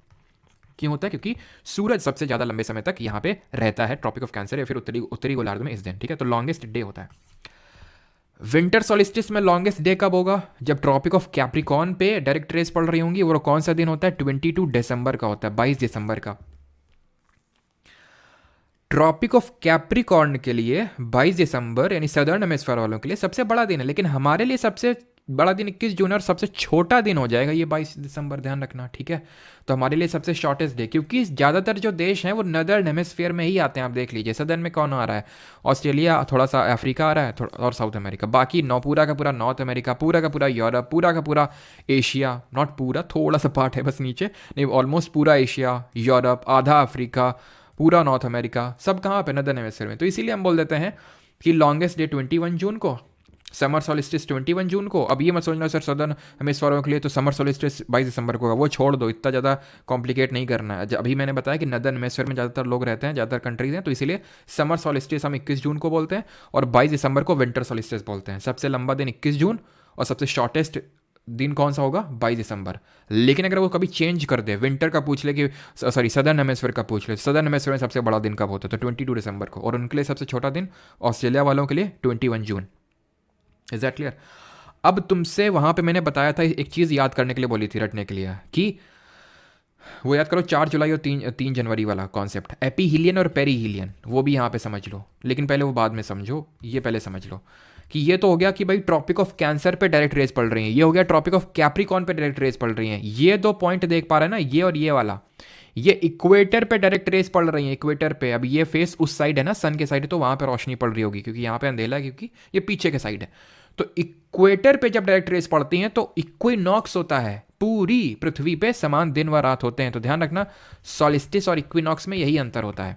सॉलिस्टिस आप समझ गए, इक्विनॉक्स होता है व्हेन एंटायर, यहाँ पे होगा भी, ये देख लो आप, इक्विनॉक्स डायरेक्ट रेज इक्वेटर पे पड़ती हैं।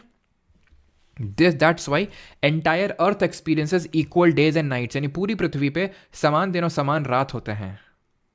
क्लियर? पूरी पृथ्वी पे समान दिन और समान रात देखने को मिलते हैं। इनको हम बोलते हैं इक्विनॉक्स। 2 इक्विनॉक्स देखने को मिलते हैं, एक तो सितंबर के टाइम में 23 सितंबर, जिसको ऑटमनल इक्विनॉक्स बोलते हैं, हिंदी में इसको शरद काल विषुव बोलेंगे, और इसको वर्नल इक्विनॉक्स या फिर इसको स्प्रिंग इक्विनॉक्स भी बोलते हैं। स्प्रिंग इक्विनॉक्स, वसंत विषुव बोलेंगे इसको हिंदी में, ठीक है, वसंत विषुव। क्लियर है ये चीज़ कि 2 वो दिन कौन से हैं जब पूरी पृथ्वी पे समान दिन और समान रात होंगे? सॉलिस्टिस, ये भी समझ गए, अभी आप खुद से पढ़ सकते हैं, बताने की ज़रूरत है नहीं। और ये भी कॉन्सेप्ट समझ गए कि 6 महीने दिन और 6 महीने रात क्यों होते हैं, ये भी समझ गया, ठीक है, कि चाहे वो जितना भी घूम ले नॉर्थ पोल में, वो अंधेले में ही रहेगा, ये उजाले में ही रहेगा, ठीक है। बार बार वो बताने की ज़रूरत नहीं होनी चाहिए, ठीक है। क्लियर हो गया आपको? अब वो एपीलियन पेरीलियन समझ लेते हैं। मैंने बोला था पेरीहिलियन मतलब पास, लेकिन पास में होता है 3 या फिर 4 जनवरी को, 3 जनवरी मान लेते हैं, ठीक है। 3 जनवरी का अगर मैं बात करूं तो 3 जनवरी मतलब कुछ ये वाला ओरिएंटेशन बन रहा होगा, जहाँ सदर्न हेमिस्फीयर, अगर मैं यहाँ पे एक आदमी को मान लो कि एक्सरसाइज में एक आदमी, जैसे जीसस क्राइस्ट को क्रूसीफाई किया गया था ना, जीसस क्राइस्ट को क्रूसीफाई किया गया था, वैसे ही ऐसे करके मान लो इसमें एक आदमी को बांध दिया। अब इस आदमी के पैर पे चमक के धूप पड़ रही है, वही सेम आदमी के केस में, इस केस में मुंह पे चमक के धूप पड़ रही होगी। मुंह को मान लो ट्रॉपिक ऑफ कैंसर, पैर को मान लो ट्रॉपिक ऑफ कैप्रिकॉर्न। तो ये वाला जो सिस्टम है जनवरी के टाइम पे कुछ ऐसा होगा, क्योंकि ऐसे ऐसे ऐसे ऐसे आने में 6 महीने लगते हैं, तो जनवरी के टाइम पे कुछ ऐसा होगा, ऐसा सिस्टम जहाँ पे सदर्न हेमिस्फीयर में डायरेक्ट रेस पड़ रही होंगी सन की। हम नॉर्दर्न हेमिस्फीयर, इंडिया वाले नॉर्दर्न हेमिस्फीयर में आते हैं, यानी कि यहाँ पे आ रहे होंगे, यानी सर्दियों का टाइम चल रहा होगा। तो भैया सर्दी और जो गर्मी पड़ती है वो क्यों पड़ती है? अर्थ के रेवोल्यूशन की वजह से और उसके टिल्ट की वजह से। फॉर एग्जाम्पल, मान लो ये अर्थ का टिल्ट ना हो तो क्या हो? अब यहाँ पे देखना, इसमें अर्थ का टिल्ट ना हो तो बस यहीं पड़ती रहेगी रोशनी, यहीं पड़ती रहेगी, यहाँ ये सन है यहीं पड़ती रहेगी।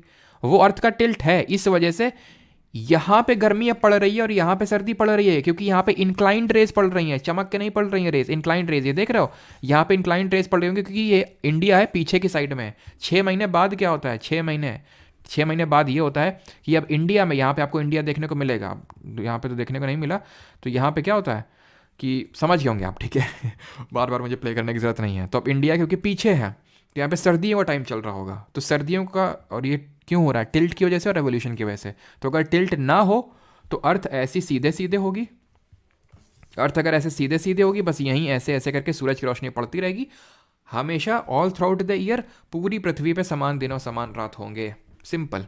लेकिन क्योंकि अर्थ टिल्ट है, तो जब ये वाला हिस्सा इसका सन के करीब है या फिर इसकी तरफ टिल्टेड है, तो यहाँ पे गर्मी। जब इस तरह से टिल्टेड है अर्थ, तो यहाँ पे गर्मी, यहाँ पे सर्दी। Is that clear? ठीक है, क्लियर है। तो फिर अब आगे बढ़ते हैं, इक्लिप्स देखते हैं। ये लास्ट कॉन्सेप्ट है और ऑलमोस्ट हमारा सब कुछ खत्म हो गया। किसी कोई डाउट है तो पूछ सकता है। ऑलमोस्ट खत्म है, अब इक्लिप्स है, छोटा सा टॉपिक।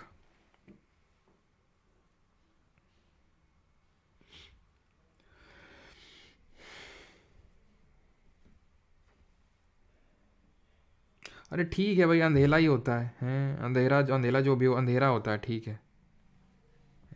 मौज लेते रहते हो जब देखो अंधेरा। अब बचपन से आदत पड़ी हुई है अंधेरा बोलने की, तो कैसे जाएगी वो। चलो अभी आते हैं इक्लिप्स पे। इक्लिप्स क्या होता है? इक्लिप्स होता है जब हमारे सन, मून और अर्थ तीनों एक लाइन पे आ जाते हैं। जब मून भैया हमारे सन और अर्थ के बीच में आता तो सोलर इक्लिप्स बोल देते हैं, सूर्य ग्रहण बोल देते हैं। और जब अर्थ भैया हमारे मून और सन के बीच में आता तो उसको लूनर इक्लिप्स यानी चंद्र ग्रहण बोल देते हैं। तुमने एक चीज़ नोटिस करी, सूरज भैया किसी के बीच में नहीं आ रहे हैं, या तो मून या तो अर्थ बीच में आ रहा है। अगर मून बीच में आ रहा है तो सोलर इक्लिप्स, और अगर अर्थ बीच में आ रहा है तो lunar Eclipse. Clear? Solar Eclipse को थोड़ा समझते हैं, एक वीडियो में प्ले करूंगा, आपको समझ में आएगा सोलर इक्लिप्स है क्या।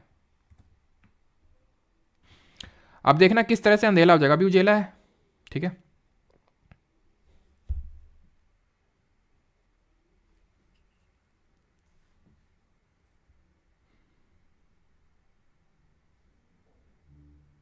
क्या हुआ यहाँ पे?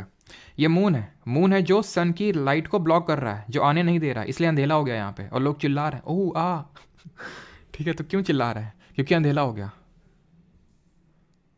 ठीक है, तो आपने देखा कि किस तरह से सन की कंप्लीट लाइट को, सन की जो लाइट आ रही थी उसको मून ने ब्लॉक कर लिया, आने ही नहीं दिया। लेकिन बात ये आ रही कि सन तो इतना बड़ा है, मून तो इतना छोटू सा है, कैसे ब्लॉक कर लेती सन इतनी लाइट को? तो पहले तो हम लोगों ने ये पढ़ा था कि लाइट जो है वो किस तरह ट्रैवल करती है। लाइट का जो डायरेक्शन होता है वो रेक्टिलीनियर मोशन होता है। रेक्टिलीनियर का मतलब होता है light travels in a straight line, straight line में ट्रैवल करती है ये। अब क्योंकि जो मून है वो हमारी अर्थ कितना नज़दीक है ना, कि क्लोजर ऑब्जेक्ट्स अपीयर बिगर, इतना तो पता है सबको। तो इसलिए ये पूरा रोशनी को ढक लेता है, जिसकी वजह से यहाँ पे आपने देखा कंप्लीट सोलर इक्लिप्स, जहाँ पे पूरी तरह से लाइट को ब्लॉक कर लिया। अभी इस तरह का जो हमें सोलर इक्लिप्स होता है जो आपने यहाँ पे देखा, वो उन्हीं इलाकों में देखने को मिलेगा जहाँ पे उस समय दिन होगा। जैसे अभी मान लो भी इंडिया में रात हो गई जैसे फॉर एग्जांपल, और इस टाइम पे एकदम मून जो है हमारा सन और अर्थ के एकदम बीच में आ गया। लेकिन कहीं पे जैसे कि अभी हमने देखा 2 बज रहे होंगे वहाँ पे लंदन में, तो वहाँ पे तो क्लियरली देखने को मिलेगा। समझ रहे हैं आप? तो ये चीज़ आपको समझ गए। ये सोलर इक्लिप्स 3 तरह का होता है। अगर टोटल रोक लिया तो टोटल इक्लिप्स, ऐसे थोड़ा सा भी बाहर से लाइट निकल रही है क्योंकि पूरी तरह से क्लोज नहीं कर पाया है, तो एन्यूलर, और पूरी तरह से नहीं ढका है एक सर्टेन पार्ट, तो उसको पार्शियल इक्लिप्स बोलते हैं। और ये हट भी बड़ी जल्दी आता है, ऐसा नहीं कि ये चलता ही रहता है, ये जो आपने वीडियो में देखा। ठीक है, यहाँ पे आप देख सकते हैं ये चीज़ इस तरह से, ठीक है, किस तरह से उसने लाइट को ब्लॉक कर लिया यहाँ पे। ठीक है, तो ये 3 तरह के इक्लिप्स हो गए। अब यहाँ पे तुम एक चीज़ को नोटिस करो, इस पर्टिकुलर वीडियो को यहाँ पे मैंने इसलिए लगाया सो दैट आपको मैं अम्ब्रा पेनम्ब्रा दिखा सकूँ। शैडो पड़ रही है, शैडो, छाया, शैडो मून की पड़ रही है अर्थ में छाया, लेकिन 2 तरह की छाया है, नोटिस करो। एक डार्क है, एक लाइट है। ये वाली है जो डार्क है, देखना अभी है डार्क, और इसके किनारे वाली क्या है, लाइट है। अभी देखना, अब देखो है। जो डार्क शैडो है उसको अम्ब्रा बोलते हैं, डार्क शैडो को अम्ब्रा। ठीक है, what is umbra? Umbra is dark shadow किसी भी चीज़ की, ऐसा नहीं इसी की। तुम एक ग्लास रखो, लाइट मारो, तुम्हें दो शैडो देखने को मिलेंगी कहीं पे भी। और जो लाइट शैडो होती है उसको पेनम्ब्रा बोलते हैं, ये चीज़ ध्यान रखना, पेनम्ब्रा बोलते हैं इसको, लाइट शैडो को। ठीक है, ये तुम समझ गए क्या? ये तुम समझ गए सोलर इक्लिप्स। लूनर क्या होता है? साफ साफ लूनर होता है अर्थ बीच में आ जाए मून और सन के। अब जब अर्थ बीच में आ जाती है ना, तो होता क्या है, होता कुछ ये है कि जैसे सन है, सन की लाइट आ रही थी यहाँ पे, आ रही थी, इसने ब्लॉक कर लिया। इसने ब्लॉक इस तरह से किया कि इस तक पहुँचते मून तक पहुँचते हमने पढ़ा था सन लाइट एमिट करता है white light is made up of 7 different colours VIBGYOR. और ये विबग्योर क्या होते हैं, इनको किसने पहले बताया था? न्यूटन जी ने, जब प्रिज्म वो डिस्पर्जन करवाया था। डिस्पर्जन जिसको बोलते हैं, 7 कलर मिले थे। इसमें सबसे ज़्यादा वेवलेंथ तरंग दैर्ध्य किसकी हुई? रेड की हुई। तो मात्र रेड ही पहुंचेगा मून तक। इसलिए जब ये होता है तो हमें एक सिचुएशन देखने को मिलती है जिसको हम रेड मून बोलते हैं। तो ये ब्लू मून कहाँ से आ गया? क्योंकि ब्लू लाइट तो सारी स्कैटर हो जाती है, उसका प्रकीर्णन हो जाता है। फिजिक्स में भी हम पीछे पड़े थे, तभी हमारा एटमॉस्फेयर ब्लू होता है, दिखता है, होता नहीं, होता तो ब्लैक है लेकिन दिखता ब्लू है, क्योंकि व्हाइट लाइट स्कैटर कर जाती है। तो स्कैटरिंग कैसे, प्रकीर्णन कैसे, हमारा एटमॉस्फेयर हमें दिखता है ब्लू। और सनसेट और सनराइज के टाइम पे रेड दिखता है सन, सन की बात हो रही है, यहाँ पे तो मून है लेकिन सन की बात हो रही है। वो किस लिए था? वो था कि वो अगेन किसकी वजह से था? वो भी स्कैटरिंग की वजह से था। कलर होता है स्कैटरिंग की वजह से और लेटरल पोजीशन जो होती है वो रिफ्रैक्शन की वजह से होती है, हम पढ़े थे इसको, ठीक है। तो ब्लू मून करके कोई मून नहीं होता है, तो ये फिर ब्लू क्यों दिखाया गया? इस तरह का कोई मून नहीं होता। ब्लू मून का मतलब होता है 2 full moon in a single month.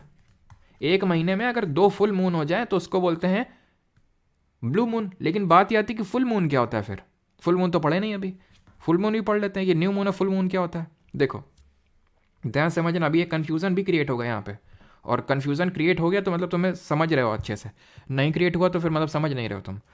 ये एक कंडीशन है जहाँ पे ये सन है, ठीक है। रटने को रट भी सकते हो, मैं रटवा भी दो, सीधे मैं बता भी दूंगा ये आएगा, लेकिन समझना है तो आप समझ सकते हैं ऐसे। ये सन है, ये मून है जो बीच में देख पा रहा है, ये अर्थ है, ठीक। सन चमक के अपनी रोशनी कहाँ चमका रहा है? ये पार्ट वाले में चमका रहा है। सन अपनी रोशनी चंद्रमा पे मार रहा है लेकिन पीछे वाले साइड में। तो क्या हमें चंद्रमा दिखेगा जो हम यहाँ पे रह रहे हैं? हम लोग जो यहाँ पे रह रहे हैं, क्या हमें चंद्रमा दिखेगा? नहीं दिखेगा। इस सिचुएशन को बोलते हैं न्यू मून, जब हमें चंद्रमा नहीं दिखता है। ये घूम के ऐसे पीछे आ जाएगा यहाँ पे जब, क्योंकि हमें पता है कि मून हमारी एक सैटेलाइट है। जिस तरह हम मतलब अर्थ सन के अराउंड घूम रहे हैं, रेवोल्यूशन कर रहे हैं, परिक्रमण कर रहे हैं, उसी तरह हमारा मून, चंद्रमा, वो हमारे अराउंड परिक्रमण कर रहा है, वो हमारे अराउंड घूम रहा है। कितना टाइम लेता है जरा बताइए?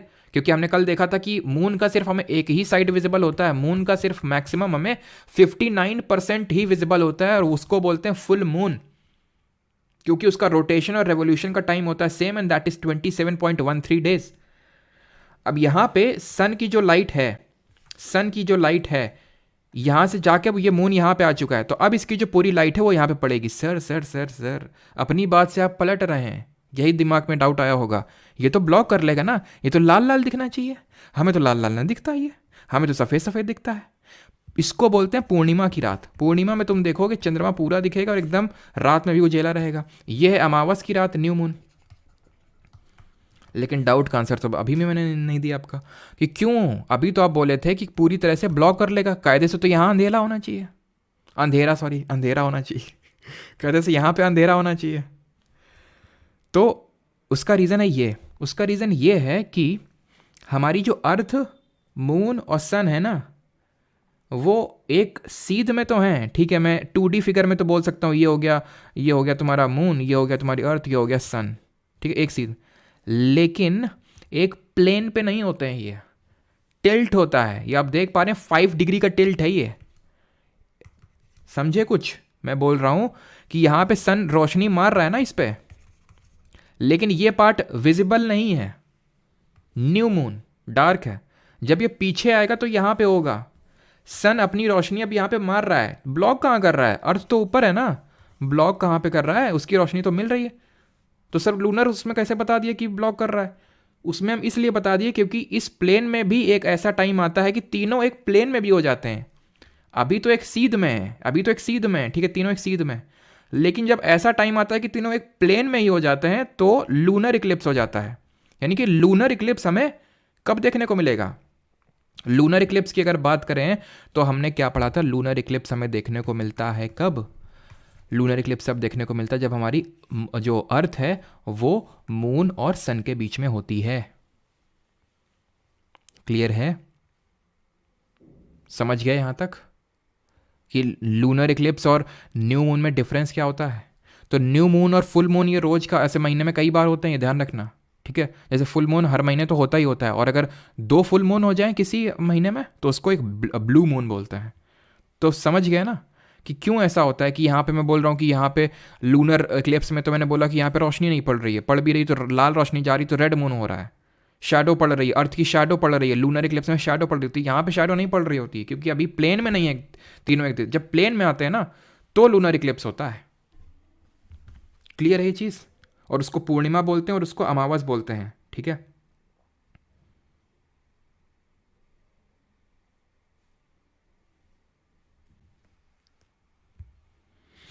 ठीक sir, lunar Eclipse new moon, lunar Eclipse आपका फुल मून में होता है, ठीक है। लूनर इक्लिप्स आपका फुल मून में होता है। जैसे ये क्या है, ये कौन सी सिचुएशन है जहाँ अर्थ बीच में है? अर्थ बीच में है किसके? मून और सन के। तो फुल मून में ही एक लूनर इक्लिप्स आपको देखने को मिलता है। लेक्चर हो गया ख़त्म। ठीक, समझ गए सभी लोग?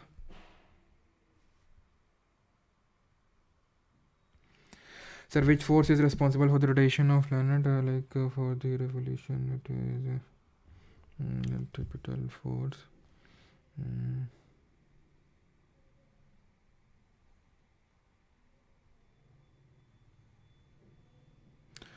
क्या है डाउट? विच कौन सा मतलब रोटेशन घूर्णन की वजह से पूछ रहे हो ना? तो बताया तो था यार पिछले लेक्चर में, ग्रेविटेशनल फोर्स। और बताया नहीं था ऐसे करके कि मतलब ये मैडम है और आप इनके अराउंड ऐसे घूम रहे हो, क्यों? क्योंकि सेंटर ये मतलब अट्रैक्ट कर रही हैं आपको, अट्रैक्ट कर रही हैं। तो अट्रैक्ट कर रही हैं तो आप इनका प्लेन, आप इनका जो मतलब वो छोड़ के जा नहीं रहे हैं, ठीक है? तो एक तो उसकी वजह से तो घूम ही रहे हैं, ठीक है? सेंट्रीफ्यूगल फोर्स वो भी लग रहा है, वो एक स्यूडो फोर्स है, बट ग्रेविटेशनल फोर्स की वजह से ये रोटेशन भी हो रहा है, ठीक है? ग्रेविटेशनल फोर्स ही इसके लिए भी रिस्पॉन्सिबल है, ठीक है? मतलब मेन तो रेवोल्यूशन के लिए भी रिस्पॉन्सिबल है अगर हम देखें तो यहाँ पे, ठीक है? मेन तो यहाँ पे ग्रेविटेशनल फोर्स है, ग्रेविटेशनल फोर्स रिस्पॉन्सिबल है रेवोल्यूशन के लिए, जो उसके अराउंड परिक्रमण हो रहा है ये टू अ सर्टेन एक्सटेंट, और टू अ ग्रेटर एक्सटेंट हम ये बोल सकते हैं कि भाई मतलब वो स्पिन ही हो रही थी शुरू से ही, ऐसे घूम रही थी, तो अभी भी घूम रही है। इसके पीछे ऐसा कोई फोर्स नहीं है अगर मैं बोलूँ तो, ठीक है? ग्रेविटेशनल फोर्स रेवोल्यूशन के लिए रिस्पॉन्सिबल है, और थोड़ा बहुत मतलब इसमें ग्रेविटेशन का भी वो हो सकता है, क्योंकि भाई रिवॉल्व कर रही है तो उसकी वजह से हल्का सा उसमें रोटेशनल स्पीड भी आ रही है, लेकिन ऐसा सच कोई डिस्टिंक्टिव फोर्स नहीं जिसकी वजह से वो अर्थ जो है हमारी रोटेट करती है। ऑलराइट, चलिए अभी करते हैं इसके क्वेश्चंस, ठीक है? क्वेश्चंस किए जाएँ। अमावस की काली रात, चंद्रकांता में एक सीरियल आता था ना, अमावस की काली रात को वो भालू बन जाता था है ना, ऐसा कोई सीरियल आता था। चलो अभी करते हैं क्वेश्चंस। पहला क्वेश्चन, रेड मून कब होगा? बता तो दिए अविष्ठा जी कि रेड मून तब होगा जब ल्यूनर इक्लिप्स होगा, जब सनलाइट जो आ रही है अर्थ ब्लॉक कर लेता है, लेकिन जो लाल वाली है क्योंकि लॉन्गर वेवलेंथ होती है तो वो मून तक पहुंच जाती है, तो लाल लाल लगता है वो हमें, ठीक है?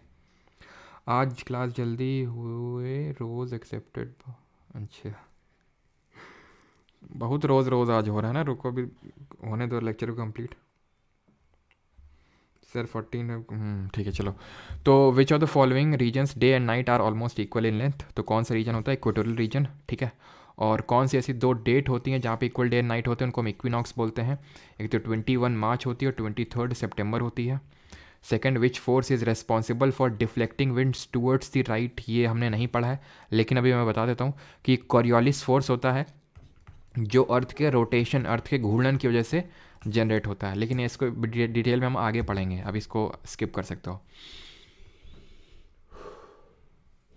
विच of the following parallels of latitude represent the tropic of capricorn? इनमें से कौन ट्रॉपिक ऑफ कैप्रिकॉन यानी कि मकर रेखा को रिप्रेजेंट करता है?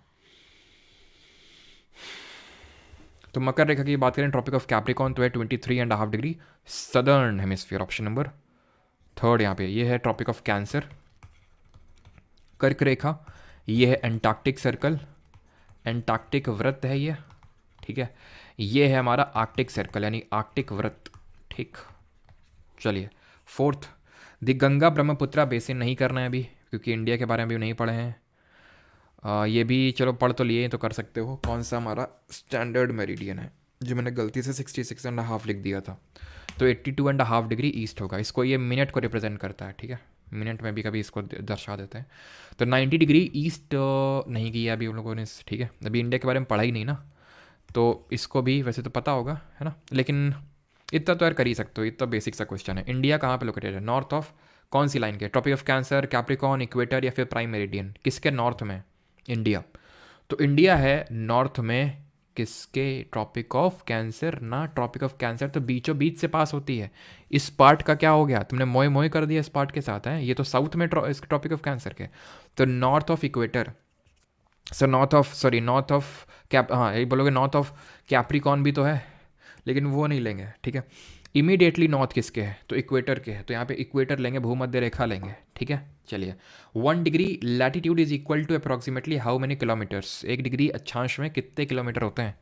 111 kilometre. Total number of latitude कितने होते हैं? टोटल नंबर ऑफ लैटिट्यूड कितने नंबर अक्षांश होते हैं? तो हमने पढ़ा था 181 होते हैं, 181। Question number 9th, on which day of the year is the earth farthest from the sun at a position called aphelion. Perihelion में सबसे पास, एपीहीलियन में सबसे दूर। पेरीहीलियन होता है सबसे पास यानी कि 4th या फिर रफली 3rd जनवरी के टाइम पे होता है, ठीक है। 147 मिलियन का डिस्टेंस होता है, 147 मिलियन किलोमीटर्स। और यहाँ पे एपीलियन होता है सबसे दूर 152 मिलियन किलोमीटर्स, और ये होता है हमारा 4 जुलाई, ऑप्शन नंबर डी। और अच्छा हाँ, ध्यान रखना, ऐसे करके तुम टर्म सुनोगे पेरीजी अपोजी, ठीक है। पेरीजी और एपोजी करके सुनोगे, ये क्या होते हैं? ये भी पेरीहिलियन एपीलियन की तरह होते हैं। जिस तरह अर्थ सन के अराउंड रेवोल्यूशन कर रहा है, और तो एक ऐसा पॉइंट आता है जब वो सबसे नज़दीक होता है और एक सबसे ऐसा पॉइंट आता है जब सबसे दूर होता है।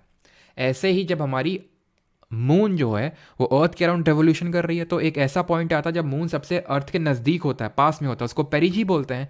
और जब मून सबसे दूर होता है उसको एपोजी। अब इसकी डेट्स मत पूछना, क्योंकि बहुत मतलब ये साल में बहुत बार होता है, साल में बहुत बार होता है ये, तो इसकी डेट्स नहीं पूछेगा कभी भी।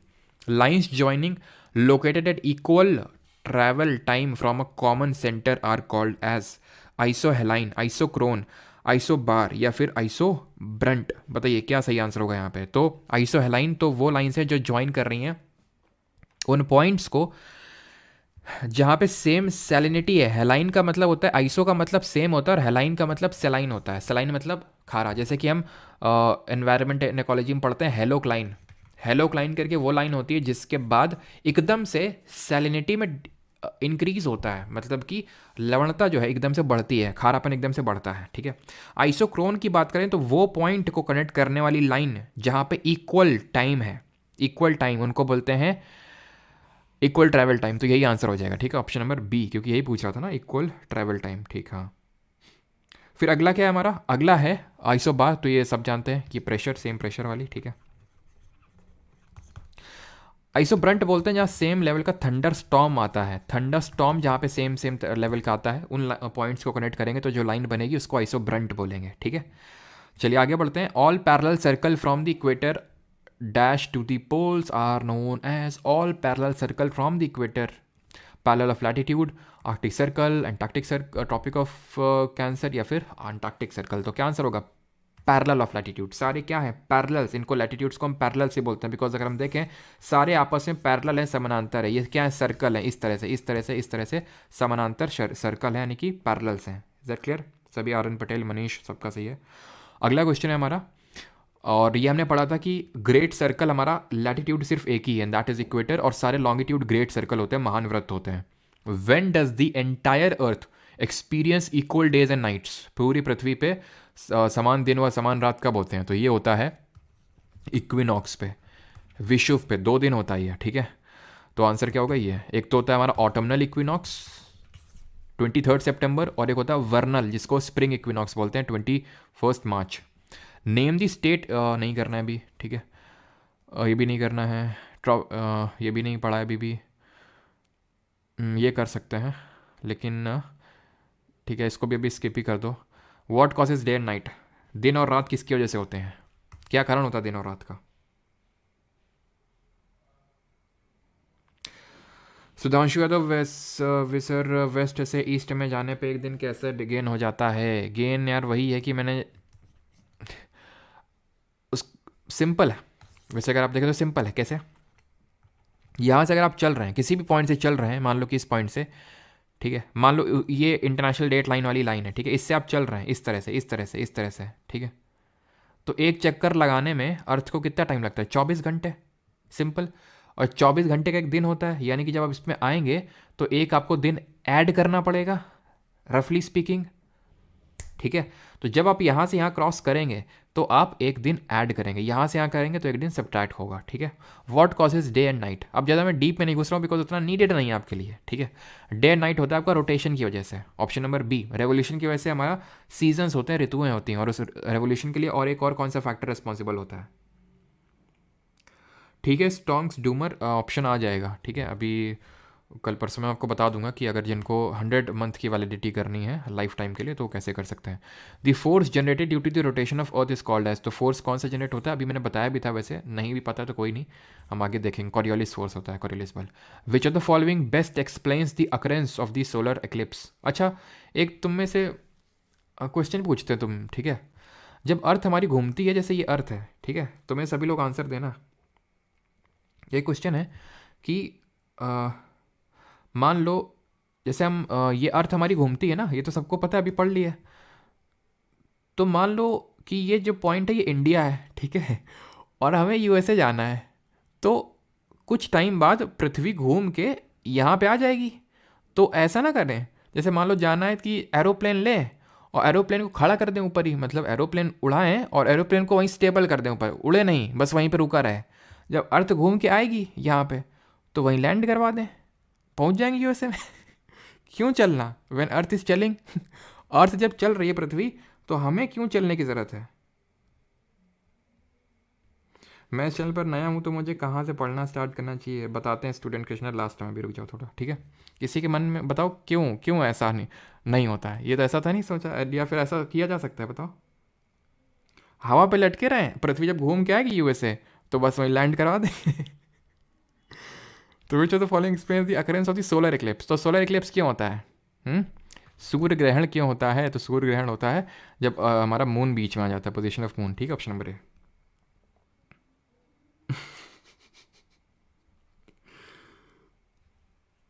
हाँ ये बढ़िया था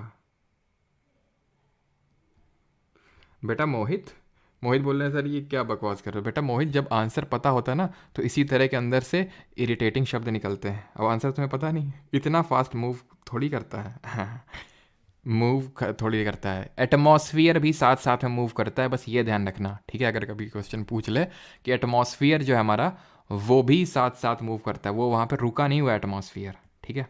20th पे आते हैं। What is the angle of inclination of the earth axis. तो एंगल कितना इंक्लिनेशन का। ये अमन ने सही आंसर दिया है। अर्थ अपने साथ सराउंडिंग को भी लेके घूमती है, बिल्कुल। जो हमारा एटमॉस्फियर है वो भी साथ में घूमता है। हम्म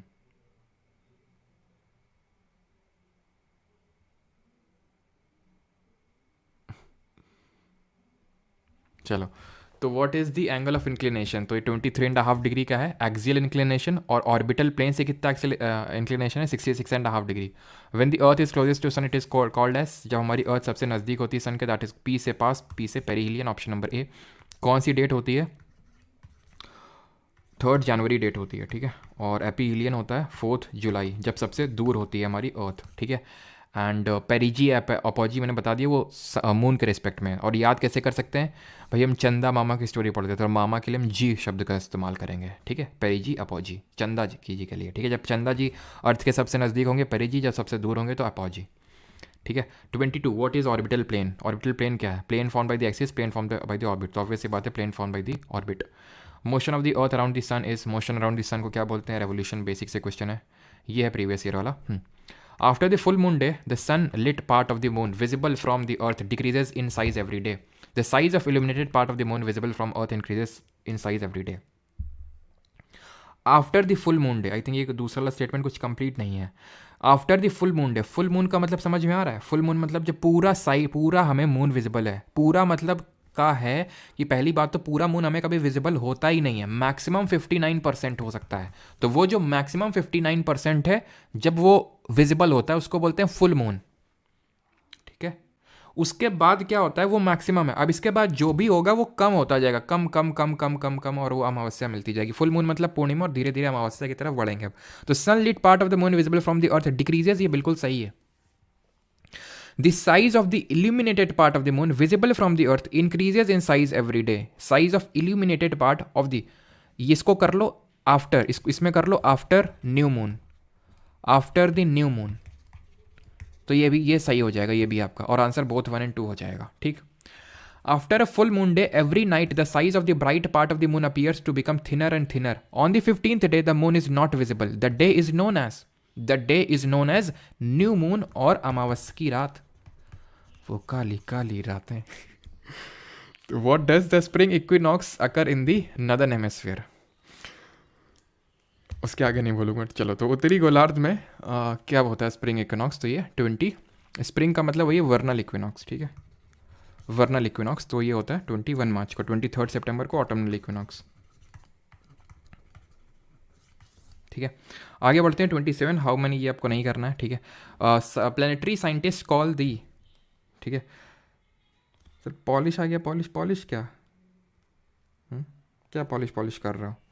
चलो भाई 2-3 क्वेश्चन और, 30 से आगे नहीं बढ़ेंगे, ठीक है। प्लानिटरी साइंस ये हम लोग कल कर चुके हैं I think question, lunar exosphere बोलते हैं इसको, ठीक है। The approximate period between 2 consecutive new moons. चलो, तो लगातार 2 नए चंद्रमाओं के बीच की अनुमानित अवधि कितनी होती है?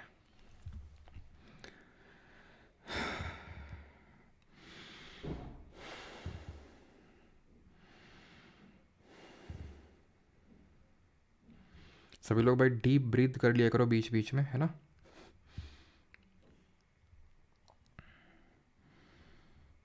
चलो, तो न्यू मून्स के पीछे पूछा। अब न्यू मून्स हमें पता है, न्यू मून क्या है, मतलब जब हमें ये मून है, ये सन है, ये अर्थ है, यानी कि हमें अंधेला अंधेला है सब यहाँ पे, ठीक है।